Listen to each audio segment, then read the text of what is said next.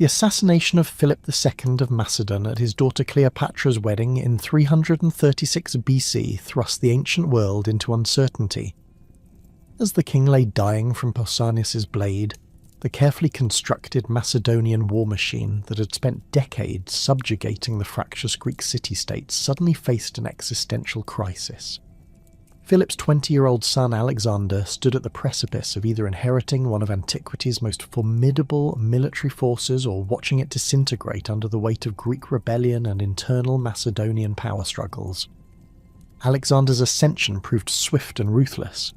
Within days of his father's death, he had eliminated potential rivals to the throne, including his stepmother Cleopatra Eurydice and her infant son, ensuring no competing claims could emerge. The young king's immediate priority lay not in mourning, but in demonstrating that Macedonian supremacy over Greece would continue unabated. When Thebes, Athens, and other city-states interpreted Philip's death as an opportunity to throw off Macedonian control, Alexander moved with characteristic decisiveness.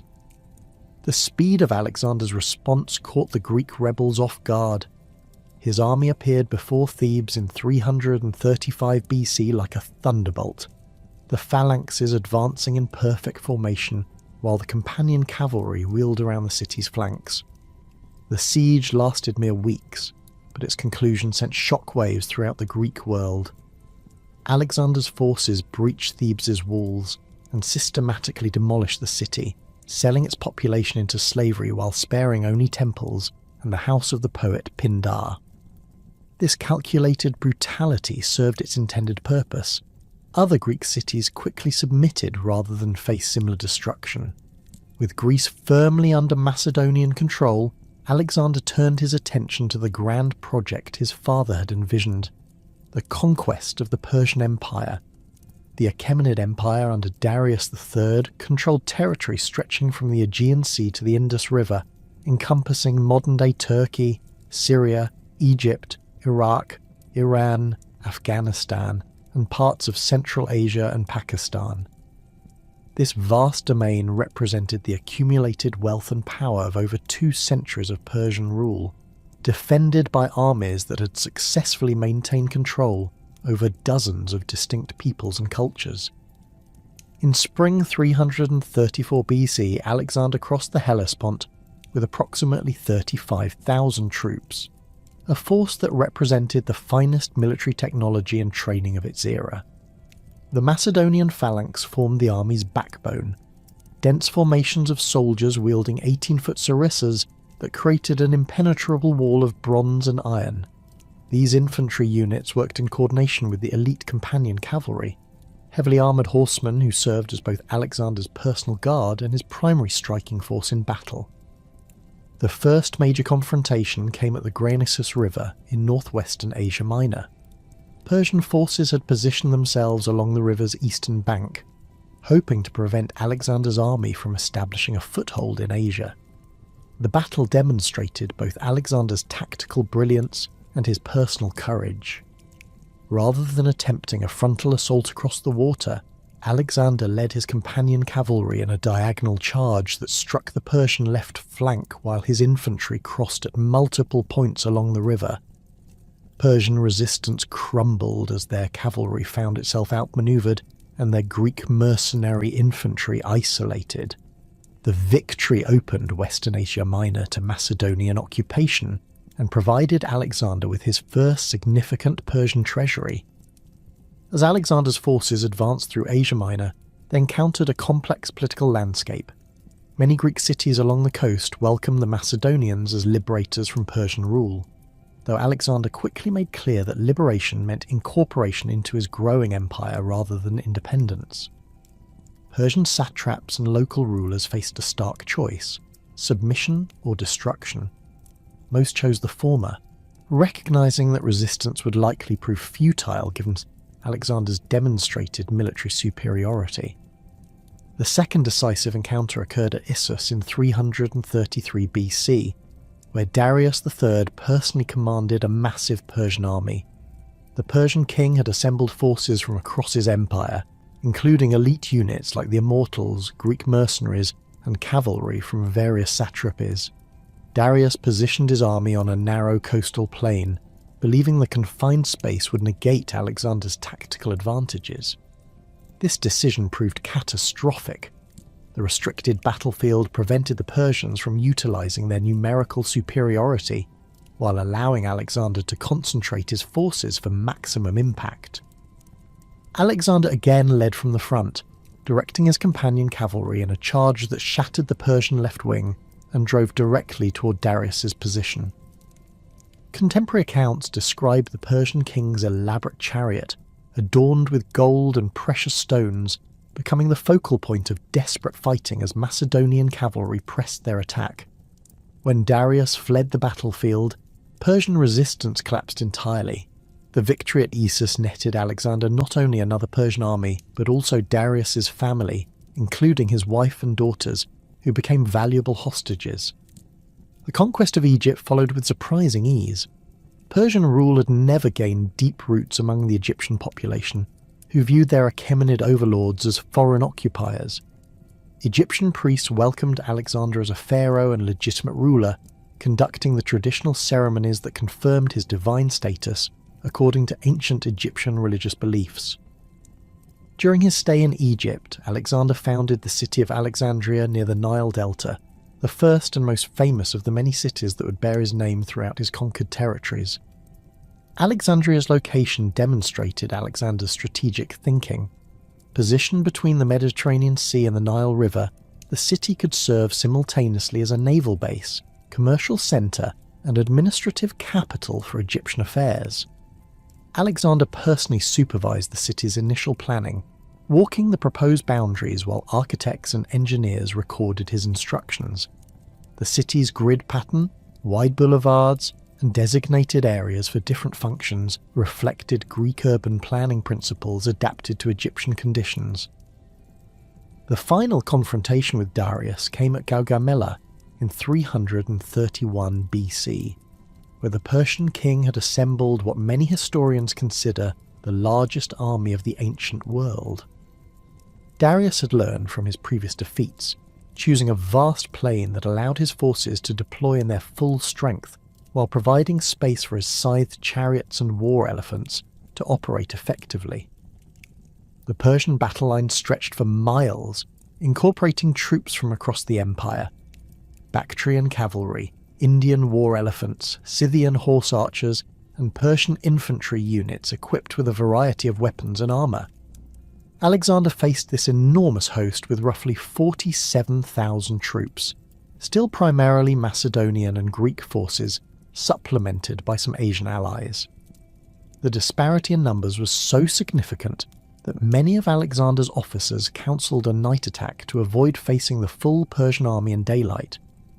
Alexander rejected this advice, reportedly stating that he would not steal victory like a thief. His confidence proved justified through tactical brilliance rather than mere bravado.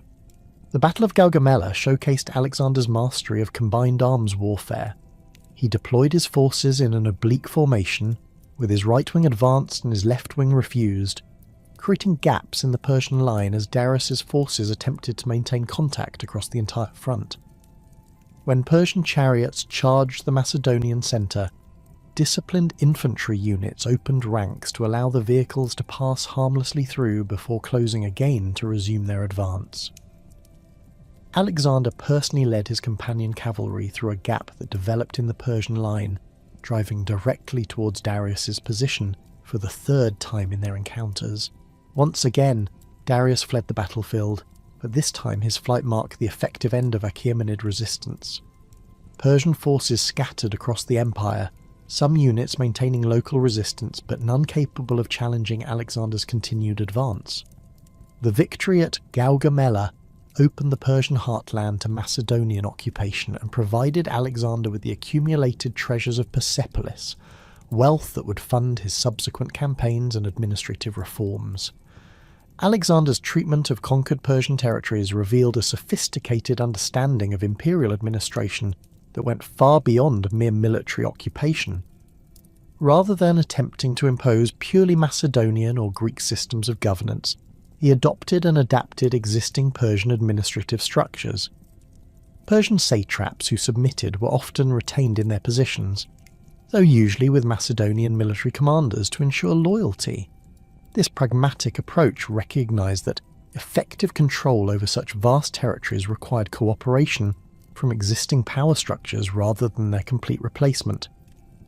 The policy of cultural fusion that Alexander implemented represented perhaps his most significant departure from traditional Greek attitudes toward non-Greeks.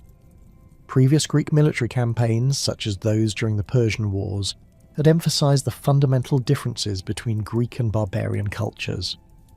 Alexander instead promoted integration between Greek and Persian customs, encouraging his soldiers to marry local women and adopting Persian court ceremonies himself.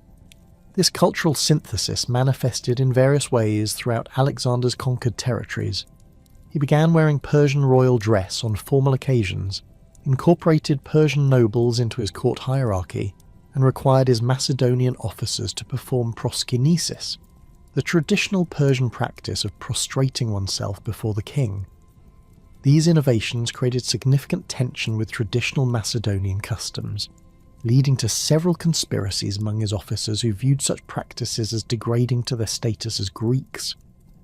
Alexander's city-founding program extended far beyond Alexandria in Egypt. Throughout his campaigns, he established dozens of new settlements, most bearing his name or designed to honour Macedonian traditions. These cities served multiple purposes. They provided homes for Greek and Macedonian veterans, created centres of Greek culture in conquered territories, and established strategic points for controlling local populations. Each new foundation required careful planning regarding location, population, and economic base. The most significant of these settlements included Alexandria and Antioch, founded during campaigns in Central Asia, and Butefala in India, named after Alexander's famous horse. These cities typically received populations drawn from multiple sources: Macedonian and Greek veterans, local inhabitants, and sometimes relocated populations from other conquered territories. The mixing of different cultural groups within these urban centres accelerated the process of Hellenization that would characterize the subsequent centuries. Alexander's administrative reforms extended to military organization as well. As his army advanced deeper into Asia, he increasingly incorporated local troops into his forces, training Persian and other Asian soldiers in Macedonian fighting techniques while maintaining the core structure of the phalanx and companion cavalry. This integration served practical purposes, replacing casualties and expanding available manpower, but also reflected his broader vision of a unified empire that transcended traditional ethnic boundaries. The transformation of Alexander's army from a purely Macedonian force into a multi-ethnic military organisation created new challenges and opportunities. Persian cavalry units proved particularly valuable, bringing different fighting techniques and knowledge of local terrain. At the same time, the presence of foreign troops in traditionally Macedonian units generated resentment among veteran soldiers who viewed these changes as threats to their privileged status within the army hierarchy. Alexander's personal transformation during these years reflected the broader changes occurring throughout his empire. The young king who had crossed the Hellespont as a Macedonian warrior gradually adopted the trappings and attitudes of an Asian monarch. He claimed divine status not only according to Egyptian traditions, but also in relation to Greek religious beliefs, asserting descent from Achilles and divine favour from Zeus. These claims, while serving political purposes in legitimizing his rule over diverse populations, further alienated traditional Macedonian supporters. The geographical scope of Alexander's conquests by 323 BC encompassed an area larger than any previous empire in human history. From Macedonia in the west to the Indus River in the east, from the Caucasus Mountains in the north to the cataracts of the Nile in the south, his territories included virtually every major centre of ancient civilization. The logistical challenges of maintaining control over such distances, combined with the cultural complexities of governing dozens of distinct peoples, would have tested any administrative system. Alexander's sudden death in Babylon on June 10th, 323 BC created an immediate crisis that exposed the fundamental weaknesses in his imperial structure. Despite his military genius and administrative innovations, he'd failed to establish clear succession arrangements or institutional frameworks capable of maintaining unity after his death. The empire's vast extent, which had been a source of strength during his lifetime, immediately became a liability as communication delays and regional interests began to assert themselves. The circumstances surrounding Alexander's death remain disputed among ancient sources. Some accounts suggest poisoning, others point to fever and illness, possibly malaria or typhoid, exacerbated by heavy drinking and previous wounds. What remains certain is that his death caught his generals completely unprepared for the transition of power. Alexander's only legitimate heir was his mentally disabled half-brother Philip III Aridaeus, while his wife Roxana was pregnant with a son who would become Alexander IV.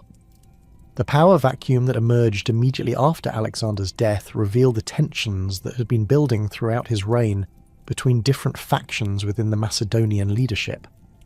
The Diadochi, his generals and close companions, quickly divided into competing groups based on personal loyalties, regional interests, and differing visions for the empire's future.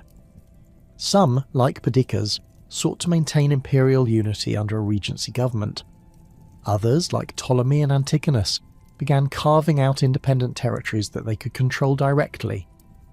The initial distribution of satrapies at Babylon attempted to preserve some semblance of unified administration, while acknowledging the reality that only the strongest generals could maintain control over their assigned territories. Ptolemy received Egypt, Antigonus took much of Asia Minor, Seleucus was assigned Babylonia, and other commanders received smaller but strategically important regions. These arrangements, intended as temporary measures until Alexander's heir came of age, instead became the foundation for the successor kingdoms that would dominate the eastern Mediterranean for the next 3 centuries. The fragmentation of Alexander's empire began almost immediately, as each Diadochus faced the choice between maintaining loyalty to a central authority that lacked effective power or establishing independent control over their territories. The vast distances involved made coordination difficult, while the diverse populations within each satrapy created local challenges that required immediate attention. Within months of Alexander's death, what had been a unified empire began transforming into a collection of competing kingdoms, each claiming legitimacy as the true heir to Alexander's legacy. The death of Alexander created an immediate constitutional crisis that exposed the fundamental contradiction at the heart of Macedonian kingship. Traditional Macedonian law required the army assembly to confirm any new monarch, yet Alexander's potential heirs presented impossible choices. Philip III. Aridaeus possessed the bloodline but lacked the mental capacity to rule effectively, while Roxana's unborn child, if male, would require decades of regency before assuming power. The Macedonian nobles gathered in Babylon faced the prospect of either fragmenting the empire immediately or attempting to maintain unity through an unprecedented regency arrangement. Perdiccas, Alexander's bodyguard and chiliarch, moved quickly to assert control over the succession process. As the holder of Alexander's signet ring, he claimed authority to act as regent for both potential heirs until a permanent solution could be established. This position theoretically granted him command over the entire empire, but the practical reality proved far more complex. The other Diadochi possessed their own armies, controlled vast territories, and harboured personal ambitions that made them unlikely to submit to any central authority for extended periods. The initial partition discussions in Babylon revealed the deep divisions among Alexander's former companions. Meleager, commander of the phalanx infantry, supported the immediate coronation of Philip III Aridaeus, believing this would preserve traditional Macedonian customs and maintain the infantry's political influence. The cavalry commanders, led by Perdiccas, preferred waiting for Roxana's child while establishing a regency council. These competing factions reflected broader tensions between different military units and social classes within the Macedonian army structure. The compromise reached at Babylon satisfied no one completely but prevented immediate civil war. Philip III Aridaeus would become king immediately, while any male child born to Roxana would become co-ruler upon reaching maturity. Perdiccas would serve as regent with supreme military command, while Craterus received the title of prostates, guardian of the royal family, giving him theoretical oversight of Perdiccas's actions. This arrangement created a dual power structure that virtually guaranteed future conflict between the two most powerful generals. The distribution of satrapies that accompanied this settlement reflected both practical necessities and personal relationships among the Diadochi. Ptolemy, one of Alexander's most trusted companions and possibly his half-brother, received Egypt, a prize that combined immense wealth, natural defensive barriers, and relative isolation from other major power centres. His selection of this satrapy demonstrated remarkable strategic foresight, as Egypt's geographical position would allow him to defend against attacks while maintaining access to Mediterranean trade routes. Antigonus Monophthalmus, the one-eyed veteran who had served Philip II before joining Alexander's campaigns, obtained the crucial satrapies of Greater Phrygia, Lycia and Pamphylia in Western Asia Minor. These territories controlled the land bridge between Europe and Asia, while providing access to both the Black Sea and Mediterranean coasts. Antigonus's military reputation and extensive network of personal loyalties made him a natural choice for this strategically vital region, though his ambitions would soon prove incompatible with any power-sharing arrangement. Seleucus, another of Alexander's bodyguards, received Babylonia, the administrative heart of the former Persian Empire. This appointment placed him in control of the vast bureaucratic machinery that had governed Asian territories for centuries, along with access to the accumulated treasures of multiple Persian royal capitals. The position required exceptional administrative skills to manage the complex relationships between Greek colonists, Persian nobles, and various indigenous populations throughout Mesopotamia. Antipater remained in Macedonia, as he had throughout Alexander's campaigns, continuing his role as regent over the European territories. His position differed fundamentally from the Asian appointments, as he controlled the Macedonian homeland and the Greek city-states that provided the empire's military and cultural foundation.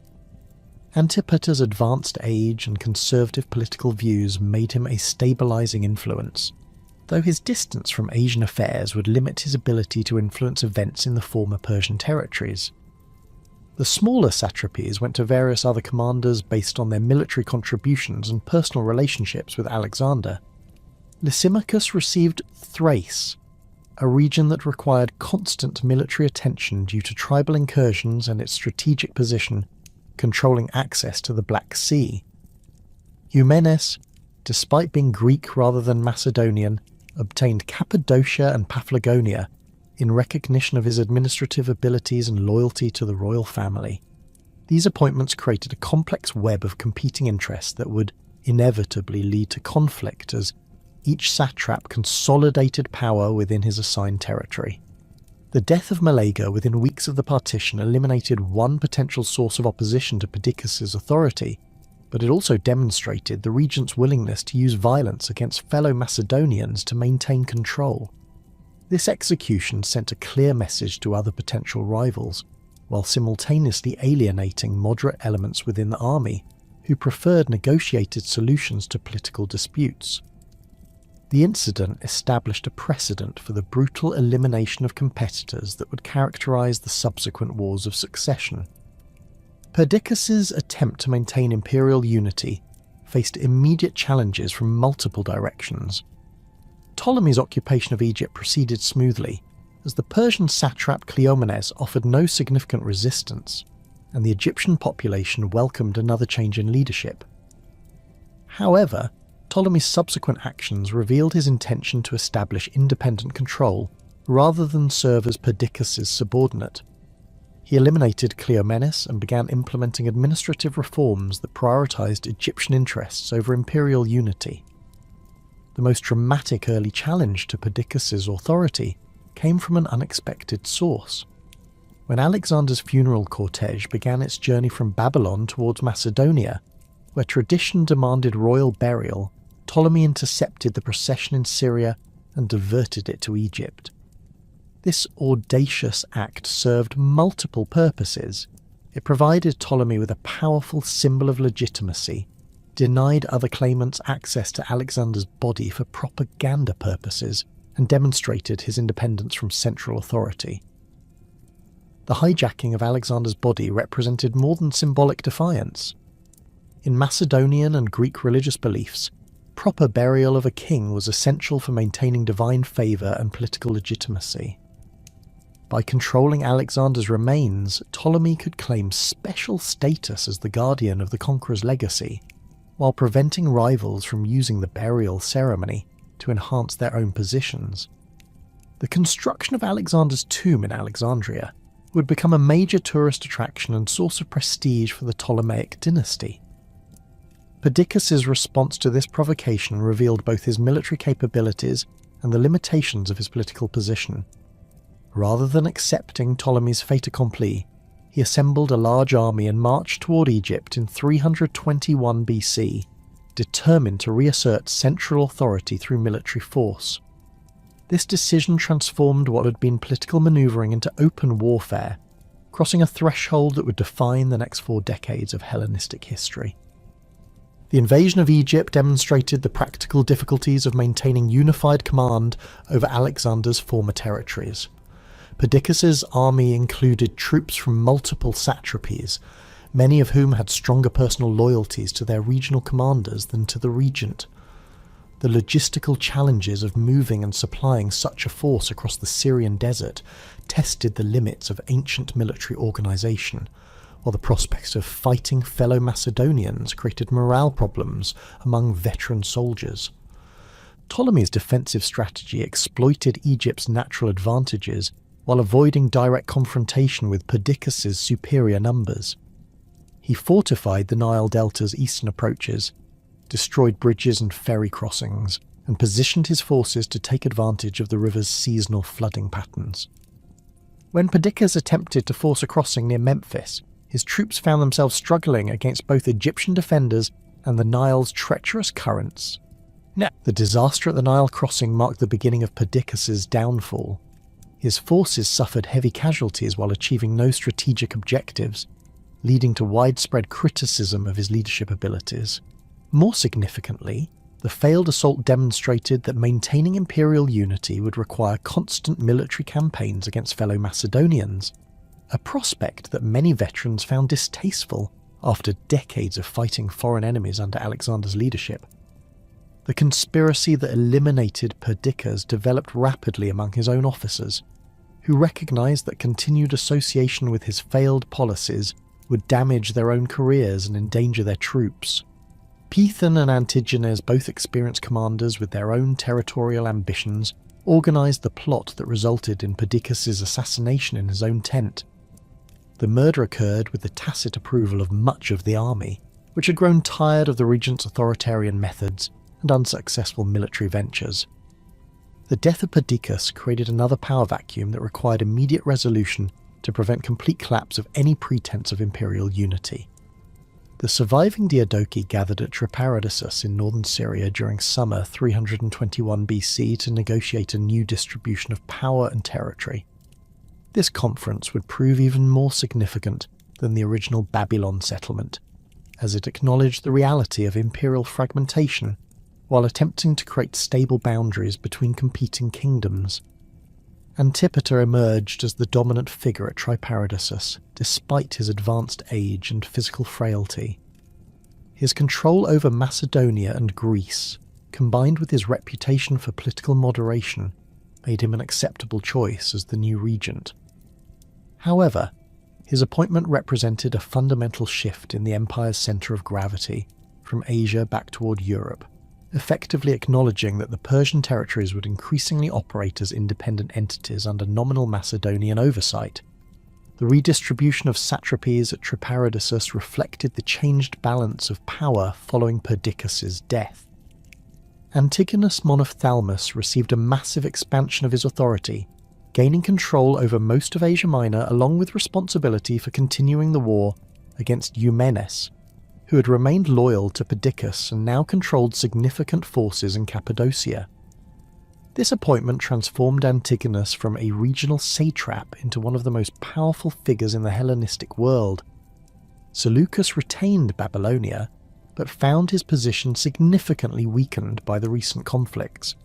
Antigonus's expanded authority included supervision of eastern affairs, effectively making Seleucus subordinate to his former peer. This arrangement would prove temporary, as Seleucus possessed both the administrative skills and territorial resources necessary to establish independent power once circumstances permitted. Ptolemy's position remained unchanged by the Triparadissus settlement, a tacit acknowledgement that his control over Egypt had become irreversible. His successful defence against Perdiccas, combined with his possession of Alexander's body and the wealth of the Nile Valley, made him too powerful to challenge directly. The other Diadochi chose to focus their attention on more vulnerable targets while allowing Ptolemy to consolidate his Egyptian kingdom. The emergence of Eumenes as a major independent power created complications that the Triparadissus settlement could not resolve. Unlike the other Diadochi, Eumenes lacked Macedonian ancestry, making his claims to authority dependent entirely on his administrative abilities and loyalty to Alexander's family. His continued resistance to the new arrangements, combined with his control over significant military forces and treasury resources, posed a direct challenge to the legitimacy of the entire post-Perdiccas system. Antigonus's campaign against Eumenes would consume much of the next several years, as the Greek administrator proved remarkably skilled at both military tactics and political maneuvering. Eumenes successfully recruited Persian nobles and Asian troops who remained loyal to Alexander's memory, creating a multi-ethnic army that could challenge traditional Macedonian forces on equal terms. His ability to maintain resistance despite being vastly outnumbered demonstrated the continuing appeal of imperial unity among certain segments of the conquered populations. The pursuit of Eumenes led Antigonus deep into the eastern satrapies, where he encountered the growing independence of local commanders who had been largely ignored during the western conflicts. Pithon, satrap of Media, had been expanding his influence throughout the Iranian plateau, while other eastern commanders had begun operating as autonomous rulers rather than subordinates of distant authorities. Antigonus's eastern campaigns thus served the dual purpose of eliminating Eumenes while reasserting some measure of central control over these remote territories. The final confrontation between Antigonus and Eumenes occurred at Gabiene in 316 BC, where superior numbers and the treachery of Eumenes' own troops finally ended the Greek administrator's resistance. The Silver Shields, Alexander's veteran infantry unit that had served as Eumenes' core force, betrayed their commander in exchange for the return of their families and baggage, which Antigonus had captured through a clever flanking maneuver. Eumenes' execution eliminated the last significant advocate for imperial unity under Alexander's heirs. With Eumenes dead and the eastern satrapies under his control, Antigonus had assembled a power base that potentially exceeded any other single Diadochus. His territories stretched from the Aegean Sea to the borders of India, while his treasury contained the accumulated wealth of multiple Persian royal capitals. More importantly, his military forces included both traditional Macedonian units and the diverse Asian troops that had proven so effective under Alexander's command. Antigonus's growing power inevitably attracted the attention of his former allies, who recognized that his success threatened their own independence. Ptolemy, Cassander, Lysimachus, and eventually Seleucus began coordinating their opposition to what they perceived as Antigonus's bid for universal monarchy. This coalition represented a fundamental shift from the personal rivalries that had characterized earlier conflicts toward a more systematic balance of power approach to Hellenistic politics. The formation of the anti-Antigonid coalition marked the beginning of a new phase in the succession wars, as the surviving Diadochi abandoned any pretense of maintaining imperial unity in favour of preventing any single ruler from achieving dominance over the others. This development transformed the conflict from a struggle over Alexander's inheritance into a more conventional interstate competition for territory and influence throughout the eastern Mediterranean world. The assassination of Seleucus the Nicator by Ptolemy Coronis in 281 BC marked the end of the Diadochi generation and ushered in a new era of Hellenistic politics. The great successors who had fought over Alexander's inheritance were gone, replaced by their sons and grandsons, who inherited established kingdoms rather than carved territories from a crumbling empire. These second-generation rulers faced fundamentally different challenges: consolidating royal authority within defined borders, developing sustainable administrative systems, and creating cultural identities that could unite diverse populations under monarchical rule. The Ptolemaic dynasty in Egypt emerged from this transition as perhaps the most successful of the successor kingdoms, having transformed what began as a military occupation into a sophisticated fusion of Macedonian royal traditions and ancient Egyptian pharaonic practices. Ptolemy preferred Soter's decision to establish his capital at Alexandria rather than Memphis, demonstrated his understanding that effective rule required more than simply adopting existing Persian administrative structures.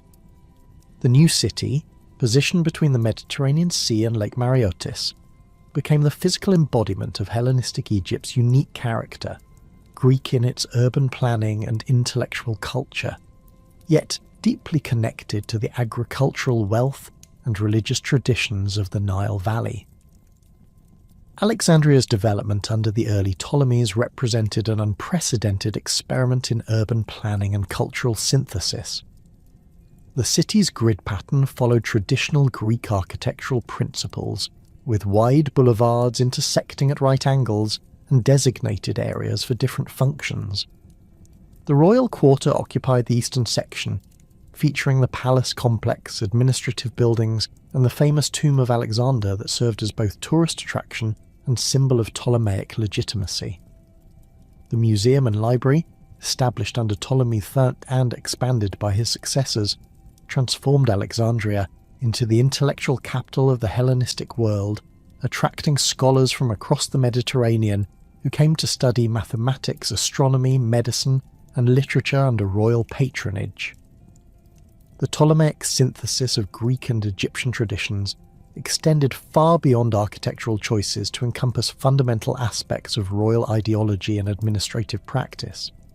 Ptolemy III's adoption of pharaonic titles and participation in traditional Egyptian religious ceremonies provided legitimacy among the native population, while his maintenance of Macedonian military traditions and Greek cultural practices satisfied the needs of his colonist supporters. This dual identity required careful balancing, as excessive emphasis on either tradition risked alienating crucial constituencies within the kingdom. The administrative structure that emerged under the early Ptolemies reflected this cultural duality through its combination of Greek bureaucratic efficiency and Egyptian agricultural expertise. The kingdom was divided into nomes, traditional Egyptian administrative districts, each governed by a strategos who combined military command with civilian authority.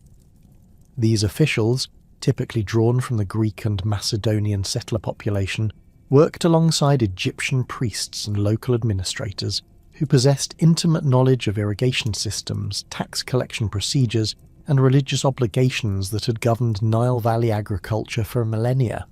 Ptolemaic economic policy demonstrated sophisticated understanding of Egypt's unique advantages within the broader Hellenistic world. The kingdom's control over the Nile's annual flood cycle provided agricultural surpluses that could support both a large urban population in Alexandria and extensive export trade throughout the Mediterranean. The Ptolemies developed state monopolies over key industries including papyrus production, textile manufacturing, and luxury goods, generating revenues that funded their military forces and cultural patronage while maintaining competitive advantages in international trade. The royal court at Alexandria developed elaborate ceremonial protocols that combined Macedonian traditions of military leadership with pharaonic concepts of divine kingship. Ptolemaic rulers appeared in public wearing both Greek diadems and Egyptian crowns, participated in both Macedonian army assemblies and Egyptian religious festivals, and issued coins bearing Greek inscriptions alongside hieroglyphic cartouches.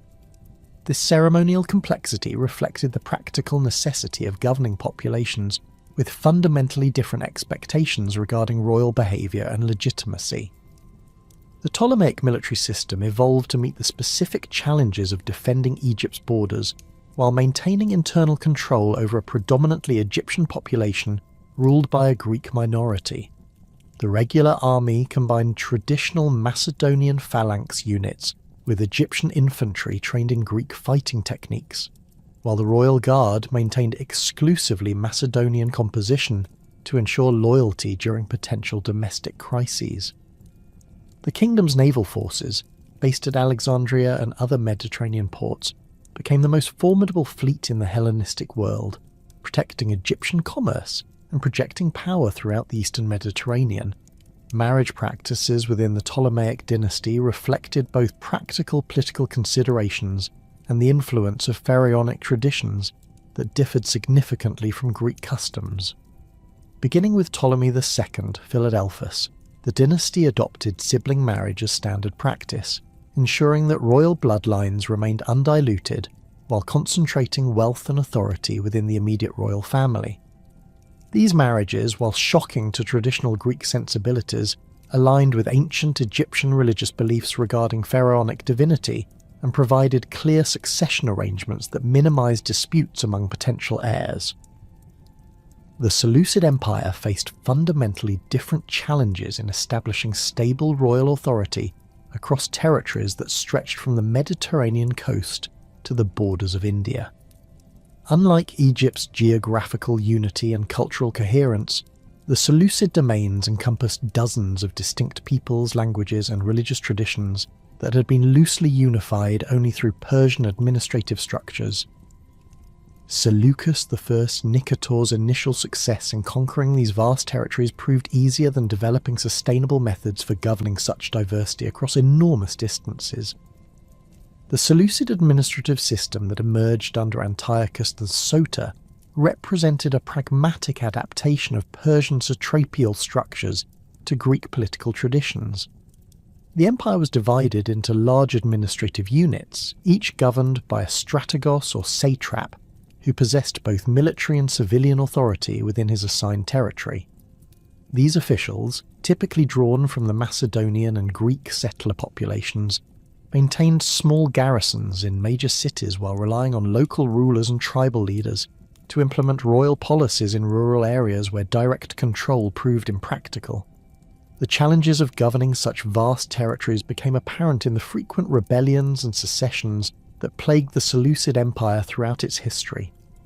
The eastern satrapies, separated from the Syrian heartland by months of difficult travel, gradually developed autonomous characteristics as local commanders found themselves forced to make independent decisions regarding military campaigns, taxation policies, and diplomatic relations with neighbouring powers. The emergence of the Greco-Bactrian kingdoms and the Parthian Empire represented the most dramatic examples of this centrifugal tendency, but similar processes occurred throughout the Seleucid domains. Seleucid city-founding programs attempted to address these administrative challenges through the establishment of Greek settlements that could serve as centres of royal authority and Hellenistic culture throughout the empire. Cities like Antioch on the Orontes, Seleucia on the Tigris, and dozens of smaller foundations provided homes for Greek and Macedonian colonists, while creating networks of urban centres loyal to royal authority. These settlements typically received favourable tax treatment, judicial autonomy, and other privileges that encouraged immigration from the Greek homeland while demonstrating the benefits of cooperation with Seleucid rule. The military organisation of the Seleucid Empire reflected both the diversity of its territories and the practical necessities of defending enormous frontiers against multiple enemies. The royal army combined traditional Macedonian units with cavalry forces drawn from various Iranian peoples, infantry contingents from Syrian and Mesopotamian cities, and specialised troops like war elephants, acquired through diplomatic relations with Indian kingdoms. This military diversity provided tactical flexibility, but created command challenges when units with different fighting traditions and languages attempted to coordinate during major campaigns. The restoration of Macedonian power under Antigonus II Gonatas required different strategies than those employed by the Ptolemaic and Seleucid dynasties. as Macedonia's position as the homeland of Alexander's conquest created both advantages and constraints that other kingdoms did not face. Gonatas inherited territories that included not only Macedonia proper, but also varying degrees of influence over the Greek city-states that had provided the cultural and military foundations for Hellenistic expansion. His challenge lay in balancing Macedonian interests with the expectations of Greek cities that valued their traditional autonomy while requiring protection against external threats. The Macedonian monarchy under Gonatas developed institutional structures that preserved traditional relationships between king and army while adapting to the changed circumstances of the Hellenistic world. The king continued to lead military campaigns personally, maintaining the warrior traditions that had characterized Macedonian royalty since Philip II, but he also established a more sophisticated court hierarchy and administrative bureaucracy capable of managing complex diplomatic relationships with other Hellenistic kingdoms and Greek city-states.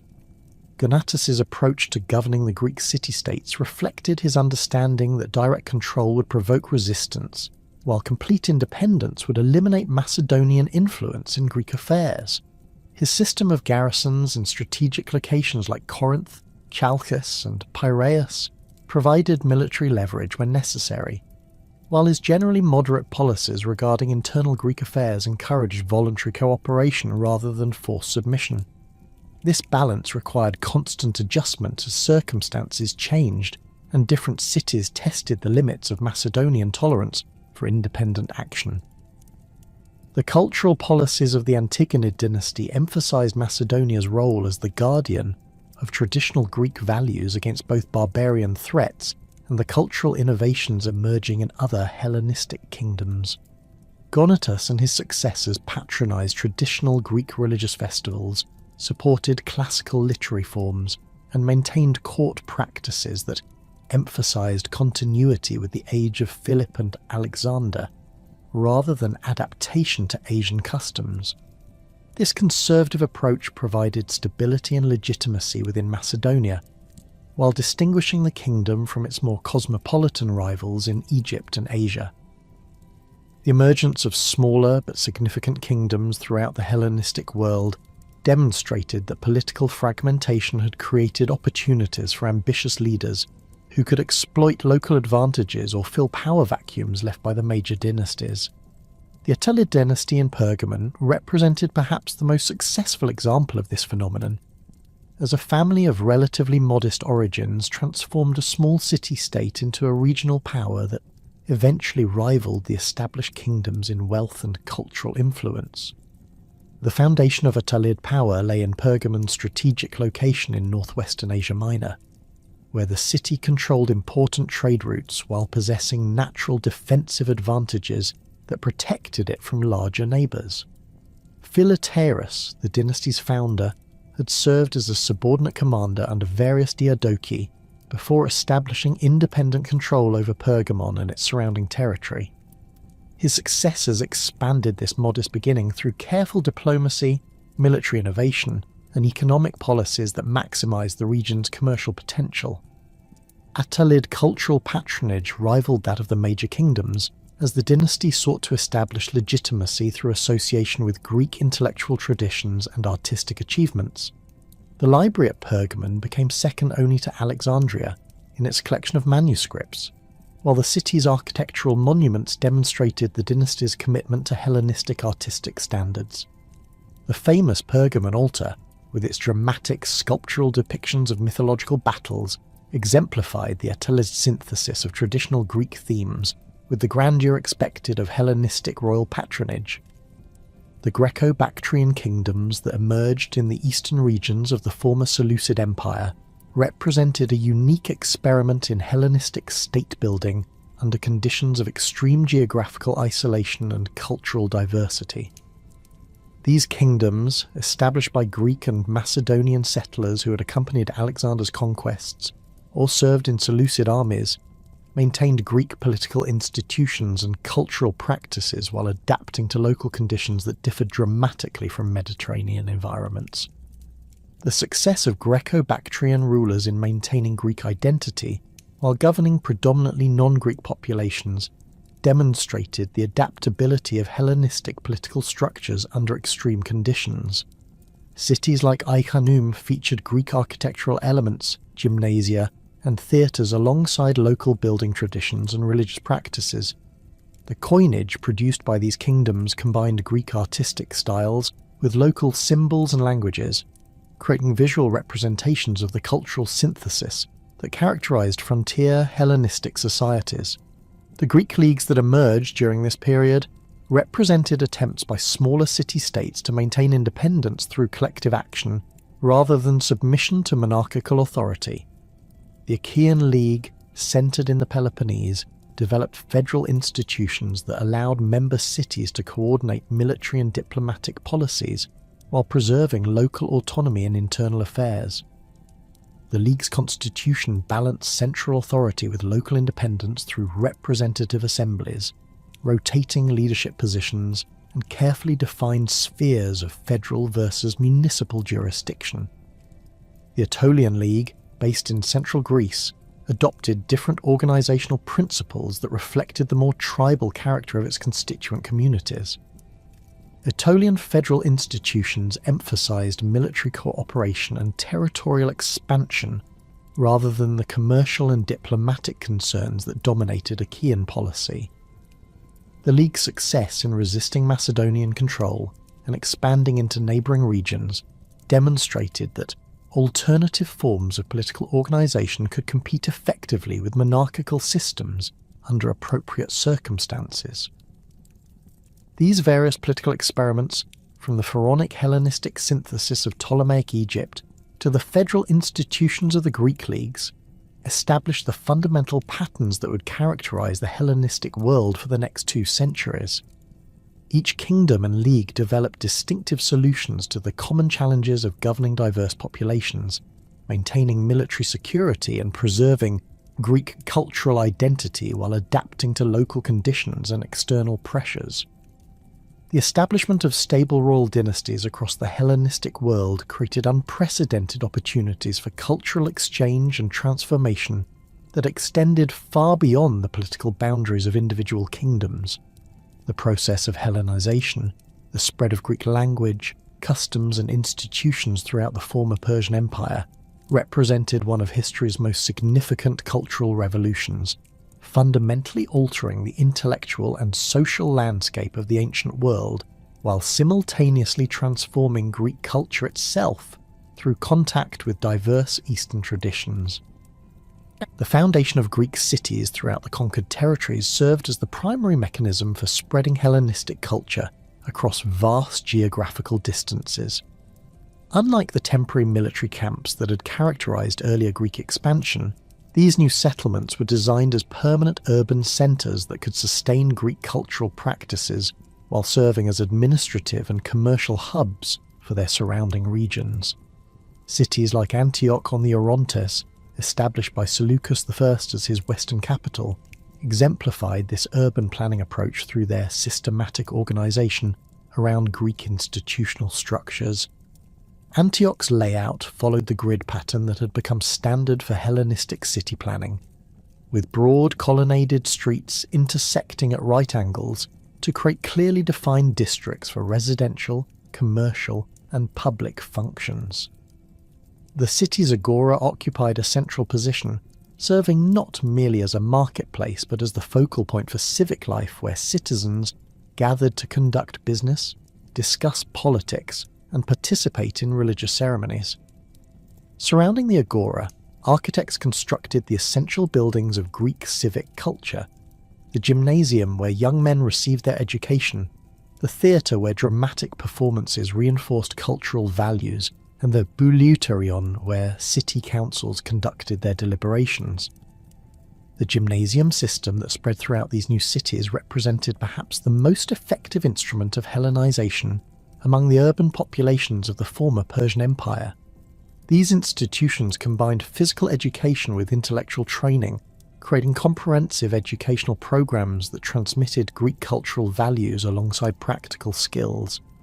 Young men from local elite families who attended these gymnasia learned to speak Greek fluently, studied Homer and other classical authors, participated in athletic competitions that reinforced Greek concepts of physical excellence, and absorbed political ideas about citizenship and civic responsibility that distinguished Greek culture from the monarchical traditions of their ancestors. The spread of Koine Greek as the lingua franca of commerce, administration, and intellectual discourse throughout the Hellenistic world facilitated communication across cultural boundaries while creating new forms of cultural synthesis.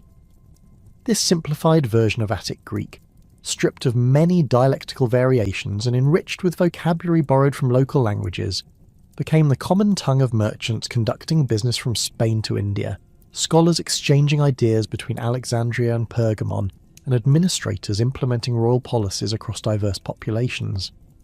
The practical advantages of linguistic unity encouraged rapid adoption of Koine even in regions where Greek political control remained limited or temporary. The administrative requirements of governing multilingual populations accelerated the development of Greek educational systems throughout the Hellenistic kingdoms. Royal bureaucracies required literate officials capable of drafting documents, maintaining records, and conducting correspondence in Greek, creating demand for educational institutions that could train local populations in the language and administrative practices of their new rulers.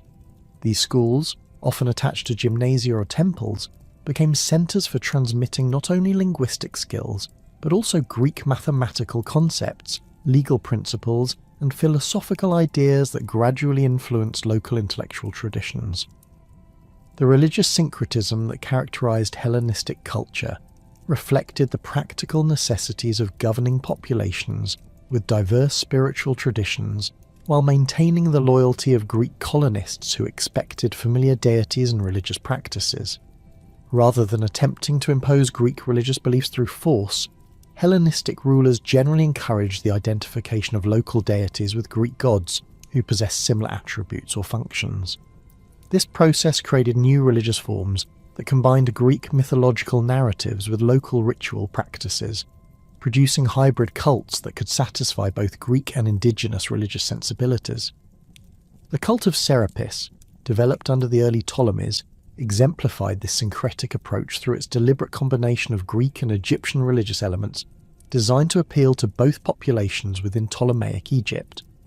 The deity himself represented a fusion of Osiris, the traditional Egyptian god of the underworld, with Greek divine attributes associated with Zeus and Dionysus. Serapis possessed the bearded, mature appearance familiar from Greek representations of Zeus, but his cult incorporated Egyptian funerary practices and concepts of afterlife judgment that resonated with indigenous religious traditions. The god's primary temple, the Serapeum in Alexandria, featured Greek architectural elements, including Corinthian columns and marble sculptures, but its inner sanctuary contained Egyptian-style statuary and ritual objects that maintained connections to pharaonic religious practices. The iconography developed for Serapis demonstrated the sophisticated theological thinking that underlied Hellenistic religious syncretism. Artists depicted the god wearing a modius, a grain measure that symbolized agricultural abundance, on his head, connecting him to both Egyptian concepts of Nile fertility and Greek traditions of divine provision for human needs. His association with healing, prophecy, and protection of sailors made him attractive to Greek merchants and colonists, while his role as judge of the dead aligned with Egyptian beliefs about divine justice in the afterlife. This careful balancing of different religious traditions created a deity who could serve as a focus for shared worship between otherwise distinct cultural communities. Similar syncretic processes occurred throughout the Hellenistic world as local populations adapted Greek religious forms to accommodate their traditional beliefs. In Syria and Mesopotamia, ancient fertility goddesses acquired Greek names and mythological narratives while retaining their essential functions as protectors of agriculture and childbirth. Babylonian astronomical deities merged with Greek concepts of planetary influence, creating new forms of astrological practice that combined Greek mathematical precision with Eastern mystical traditions. These religious innovations reflected broader patterns of cultural exchange that transformed both Greek and local traditions through sustained contact and mutual influence. The development of Hellenistic art and architecture demonstrated how Greek aesthetic principles evolved through exposure to Eastern artistic traditions and the demands of royal patronage on an unprecedented scale. The classical restraint and idealized proportions that had characterized 5th century Athenian sculpture gave way to more dramatic expressions of emotion, movement, and individual personality that reflected both changing artistic tastes and the influence of non-Greek artistic traditions encountered throughout the conquered territories. The Colossus of Rhodes, constructed between 292 and 280 BC to commemorate the city's successful defence against Demetrius Poliorcetes, represented the new monumentality that characterised Hellenistic artistic achievements. Standing approximately 33 metres tall, the bronze statue of Helios dominated Rhodes's harbour entrance, visible to ships approaching from considerable distances across the Mediterranean. The sculpture's massive scale required innovative engineering techniques, including an internal iron framework and stone foundation that could support the bronze exterior while withstanding the seismic activity common to the Aegean region. Contemporary accounts describe the statue's realistic anatomical details and dynamic pose, with one arm raised to shield the god's eyes as he gazed across the sea toward the rising sun. The artistic program of the Colossus reflected sophisticated understanding of the statue's multiple functions as religious monument, civic symbol, and tourist attraction. Helios, as the patron deity of Rhodes, provided religious legitimacy for the monument, while the god's association with light and divine vision reinforced the city's role as a beacon of Greek culture in the Eastern Mediterranean. The statue's commanding presence served practical purposes by marking Rhodes's harbour for navigation, while demonstrating the city's wealth and artistic sophistication to visiting merchants and diplomats. The monument's fame spread throughout the ancient world, inspiring similar colossal statues in other Hellenistic cities and establishing new standards for royal and civic patronage of monumental art. The altar of Zeus at Pergamon, constructed during the reign of Eumenes II in the mid-2nd century BC, exemplified the emotional intensity and narrative complexity that distinguished Hellenistic sculpture from earlier Greek artistic traditions. The altar's frieze, depicting the mythological battle between gods and giants, covered approximately 120 metres of marble relief sculpture that surrounded the monument's base with scenes of divine combat rendered in unprecedented detail and dramatic force. Individual figures within the composition displayed intense facial expressions, dynamic body positions, and intricate drapery that created effects of movement and psychological tension far removed from the serene idealization of classical Greek sculpture. The iconographic program of the Pergamon altar served multiple political and cultural functions within the context of Attalid royal propaganda. The mythological narrative of divine victory over chaotic forces provided an allegory for Pergamon's military successes against Celtic invaders and other threats, while the altar's Greek mythological subject matter emphasized the dynasty's commitment to traditional Hellenic cultural values. The sculpture's technical excellence demonstrated Pergamene artistic sophistication, while its monumental scale proclaimed the kingdom's wealth and power to visitors from throughout the Hellenistic world. The realistic portraiture that emerged during the Hellenistic period reflected changing concepts of royal authority and individual identity that distinguished this era from earlier Greek artistic traditions. Rather than the idealized representations that had characterized classical sculpture, Hellenistic artists developed techniques for depicting specific facial features, expressions of personality, and signs of aging that created more psychologically complex portraits of rulers and prominent individuals. These innovations responded to the demands of royal patrons, who sought to project specific aspects of their character and authority through artistic representation. The portrait sculpture of rulers like Antiochus III of Syria or Ptolemy IV of Egypt displayed individualized features that conveyed particular aspects of royal personality while maintaining the dignity expected of monarchical representation. Antiochus III's portraits emphasized his military achievements through determined facial expressions and heroic poses that recalled Alexander's iconography, while Ptolemaic royal portraits often incorporated Egyptian artistic elements that reinforced the dynasty's pharaonic legitimacy. These stylistic choices reflected sophisticated understanding of art's role in political communication within multicultural societies where visual symbols needed to convey meaning across linguistic and cultural boundaries. The interaction between Greek colonists and indigenous populations throughout the Hellenistic world created complex social dynamics that varied significantly based on local conditions, economic opportunities, and political circumstances. In Egypt, where Greek settlers concentrated primarily in Alexandria and other urban centres, intermarriage between Greek colonists and Egyptians occurred frequently among the middle classes, while remaining relatively rare among the highest levels of society. Ptolemaic administrative records reveal numerous families with mixed Greek and Egyptian ancestry who served in intermediate bureaucratic positions, suggesting that cultural assimilation proceeded most rapidly among groups with practical incentives for adopting Greek customs and language. The papyrus documents preserved in Egypt's dry climate provide detailed evidence of daily interactions between Greek and Egyptian communities in cities like Oxyrhynchus and Heracleopolis. Marriage contracts, business agreements, and legal disputes reveal patterns of cultural exchange that extended far beyond official government policies. Egyptian artisans adopted Greek artistic techniques while maintaining traditional religious subjects, creating hybrid art forms that appealed to both cultural communities. Greek merchants learned Egyptian agricultural practices and religious customs that proved useful for conducting business in rural areas, while Egyptian priests studied Greek philosophical concepts that could be incorporated into traditional theological discussions.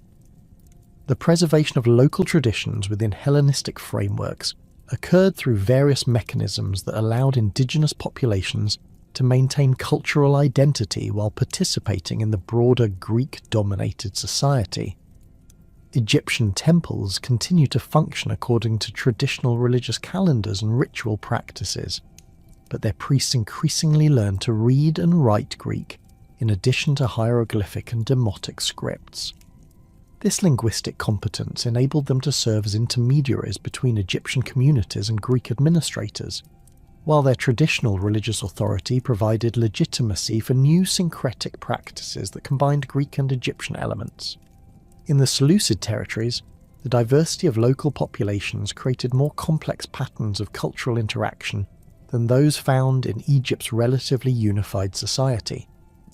Mesopotamian cities with long traditions of urban civilization adapted Greek institutional forms to existing social structures, creating hybrid governmental systems that combined Greek civic concepts with Babylonian administrative practices. The cuneiform tablets from Seleucia on the Tigris document the gradual adoption of Greek legal procedures alongside traditional Mesopotamian commercial customs, suggesting that cultural synthesis proceeded through practical accommodation rather than systematic replacement of existing practices. The mountain regions of Iran and Central Asia presented different challenges for Hellenistic cultural penetration, as tribal societies with strong military traditions proved more resistant to Greek influence than urban populations with established commercial relationships. Greek settlements in these areas typically remained isolated enclaves surrounded by largely unchanged indigenous communities, creating cultural boundaries that persisted for centuries after the initial conquests. However, even in these resistant regions, Greek coinage, artistic motifs, and technological innovations gradually influenced local practices through trade relationships and military service in Hellenistic armies. The role of women in facilitating cultural exchange throughout the Hellenistic world deserves particular attention, as marriage relationships created intimate connections between different cultural communities that extended far beyond formal diplomatic or commercial arrangements. Greek women who married local rulers or prominent indigenous men often served as cultural ambassadors who introduced Greek customs, religious practices, and artistic preferences into their new communities. Similarly, local women who married Greek colonists brought indigenous knowledge of agricultural techniques, religious traditions, and social customs that enriched Greek settler communities and facilitated their adaptation to new environments. The educational systems that developed in mixed communities created new forms of cultural synthesis that combined Greek pedagogical methods with local intellectual traditions. Schools in cities like Babylon taught Greek grammar and rhetoric alongside traditional Mesopotamian subjects like astronomy and mathematics, producing graduates who could function effectively in both cultural contexts. These educational innovations created a class of culturally bilingual individuals who served as interpreters, administrators, and cultural mediators throughout the Hellenistic world, facilitating communication and understanding between different ethnic communities within the same political structures. The cultural transformations that swept across the Hellenistic world found their most concentrated and revolutionary expression in Alexandria, where the Ptolemies created an unprecedented institution that would reshape human knowledge for centuries to come. The Museum and Library of Alexandria, established under Ptolemy I Soter around 295 BC, and expanded dramatically under his successor, Ptolemy II Philadelphus, represented far more than royal patronage of learning. They constituted the world's first systematic attempt to collect, preserve, and advance human knowledge through coordinated scholarly research. The physical structure of the museum reflected its revolutionary purpose through architectural innovations that prioritized scholarly activity over traditional religious or ceremonial functions. Unlike earlier Greek temples or sanctuaries dedicated to the Muses, Alexandria's museum featured specialized spaces designed specifically for different types of intellectual work. Lecture halls with acoustic properties optimized for teaching mathematics and philosophy. Dissection rooms equipped with proper lighting and drainage for anatomical studies. Astronomical observation platforms positioned to provide clear views of celestial movements, and workshops where scholars could construct mechanical devices and test engineering principles. The library's collection methods demonstrated the Ptolemies' determination to acquire knowledge through any means necessary, including practices that would be considered piracy by modern standards. Royal agents stationed at Alexandria's harbour systematically confiscated manuscripts from every ship entering the port, copying the texts before returning the originals to their owners, though contemporary accounts suggest that visitors often received the copies while the originals remained in Alexandria's collection. Ptolemaic purchasing agents travelled throughout the Mediterranean world with enormous budgets to acquire rare manuscripts, often paying prices that exceeded the cost of luxury goods or military equipment. The systematic organisation of Alexandria's scholarly community created new forms of intellectual collaboration that transcended traditional boundaries between different fields of study. Rather than working in isolation as most earlier Greek thinkers had done, Alexandrian scholars participated in regular discussions, shared research materials, and built upon each other's discoveries in ways that accelerated the pace of intellectual advancement. The museum's residential quarters housed dozens of scholars simultaneously, creating a concentrated community of researchers who could exchange ideas daily while pursuing their individual specializations. Euclid's arrival in Alexandria during the early years of Ptolemy I's reign marked the beginning of the institution's golden age of mathematical achievement. His systematic approach to geometric principles, culminating in the elements, represented a fundamental departure from earlier Greek mathematical practice through its rigorous logical structure and comprehensive treatment of geometric relationships. Rather than presenting mathematical knowledge as a collection of isolated techniques for solving practical problems, Euclid organized geometric principles into a coherent logical system where each theorem built upon previous demonstrations to create an integrated understanding of spatial relationships. The elements consisted of 13 books that progressed from basic definitions and postulates through increasingly complex geometric proofs, culminating in the construction of the 5 regular solids that would later be called Platonic solids. Euclid's method of beginning each proof with clearly stated assumptions and proceeding through logical steps to reach inevitable conclusions established standards of mathematical rigour that influence not only geometry but all subsequent scientific thinking. His famous parallel postulate that through any point not on a given line, exactly one line can be drawn parallel to the given line, would puzzle mathematicians for over 2 millennia before the development of non-Euclidean geometries in the 19th century. The practical applications of Euclidean geometry extended far beyond abstract mathematical theory to encompass architecture, engineering, astronomy, and military science throughout the Hellenistic world.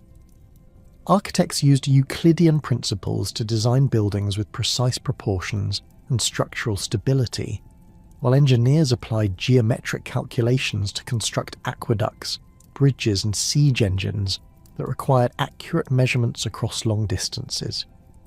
Military commanders employed geometric principles to calculate optimal positions for artillery placement and to design fortifications that could withstand systematic assault. Archimedes of Syracuse, though not permanently resident in Alexandria, maintained extensive correspondence with Alexandrian mathematicians and visited the museum frequently enough to participate in its collaborative research environment. His innovations in both theoretical mathematics and practical engineering demonstrated the potential for combining abstract reasoning with empirical observation to achieve unprecedented technological capabilities. Archimedes' discovery of the principle of buoyancy, according to Vitruvius, occurred when he noticed water overflowing from his bath and realized that the volume of displaced water equaled the volume of the submerged object, a revelation that led to his famous exclamation "Eureka!". The mathematical foundations underlying Archimedes' engineering achievements included sophisticated understanding of leverage, pulley systems, and the geometric properties of curves and surfaces.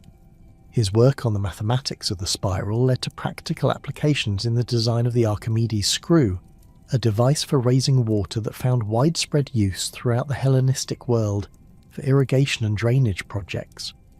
His calculations regarding the area and volume of spheres, cylinders, and other geometric solids provided essential tools for architects and engineers who needed to determine material requirements and structural loads for large construction projects. Archimedes' military engineering during the Roman siege of Syracuse in 212 BC demonstrated how Alexandrian mathematical principles could be applied to warfare with devastating effectiveness. His defensive innovations included compound pulley systems capable of lifting entire ships out of the water, catapults with precisely calculated ranges that could strike targets at unprecedented distances, and focusing mirrors that allegedly concentrated sunlight to ignite Roman vessels. While some ancient accounts of these devices may be exaggerated, archaeological evidence confirms that Archimedes developed sophisticated mechanical systems that gave Syracuse's defenders significant advantages over conventionally equipped Roman forces. The astronomical achievements of Hellenistic scholars built upon Babylonian observational data and Egyptian calendar systems, while applying Greek mathematical methods to create unprecedented understanding of celestial mechanics. Aristarchus of Samos, working in the early 3rd century BC, developed the first known heliocentric model of the solar system, proposing that the Earth and other planets orbited around the Sun rather than the geocentric system that had dominated earlier Greek astronomy. His calculations of the relative sizes and distances of the Sun and Moon, while not entirely accurate due to limitations in ancient observational instruments, demonstrated mathematical techniques that would remain fundamental to astronomical calculation for centuries. Hipparchus of Nicaea, often considered the greatest astronomer of antiquity, made systematic observations from Rhodes and Alexandria that revolutionized understanding of stellar positions and planetary movements. His discovery of the precession of the equinoxes the gradual shift in the orientation of Earth's rotational axis required decades of careful observation and comparison with earlier Babylonian records. Hipparchus developed the first comprehensive star catalogue, identifying the positions and relative brightness of over 800 stars, and invented the magnitude system for describing stellar brightness that remains in use today. The most famous astronomical achievement of the Hellenistic period belonged to Eratosthenes of Cyrene, who served as head librarian at Alexandria during the mid-3rd century BC. His calculation of Earth's circumference represented a masterpiece of applied mathematics that combined careful observation with geometric reasoning to achieve remarkable accuracy. Eratosthenes noticed that at noon on the summer solstice, the sun shone directly down a well in Syene, casting no shadow, while simultaneously casting a shadow at Alexandria that measured approximately 7 degrees from vertical.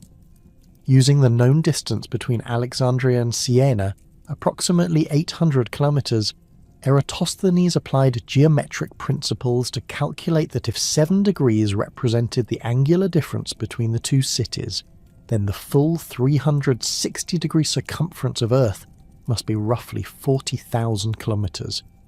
His actual calculation yielded a result of approximately 39,350 kilometers, representing an error of less than 2% from the modern accepted value of 40,075 kilometers. This achievement demonstrated not only individual brilliance, but also the collaborative nature of Alexandrian scholarship, as Eratosthenes relied on distance measurements provided by royal surveyors and astronomical observations recorded by other scholars. The medical advances achieved at Alexandria built upon earlier Greek anatomical knowledge, while benefiting from Egyptian embalming practices that had provided detailed understanding of internal organ structure and function. Herophilus of Chalcedon, working under the early Ptolemies, conducted systematic dissections of human corpses, a practice that had been forbidden in classical Greece, but was permitted in Alexandria due to different cultural attitudes toward the treatment of dead bodies. His anatomical investigations led to the discovery of the nervous system structure, including the distinction between sensory and motor nerves, and detailed descriptions of the heart's valves and the brain's ventricles. Erasistratus of Ceos, a contemporary of Herophilus, focused his research on physiological processes rather than purely anatomical structure. His investigations of blood circulation, while not achieving complete understanding of the cardiovascular system, identified the function of heart valves in preventing blood from flowing backward and recognized that arteries and veins served different functions in transporting blood throughout the body. Erasistratus also studied digestion, respiration, and muscular contraction, developing theories about bodily functions that represented significant advances over earlier Greek medical knowledge. The pharmacological research conducted at Alexandria combined traditional Egyptian knowledge of medicinal plants with systematic Greek approaches to testing and documenting therapeutic effects. Alexandrian physicians compiled extensive catalogues of drugs derived from local and imported plants, minerals, and animal products, recording their effects on various diseases and medical conditions. These pharmaceutical investigations required collaboration between physicians, botanists, and chemists who worked together to identify active compounds and develop standardized preparations that could be reproduced reliably.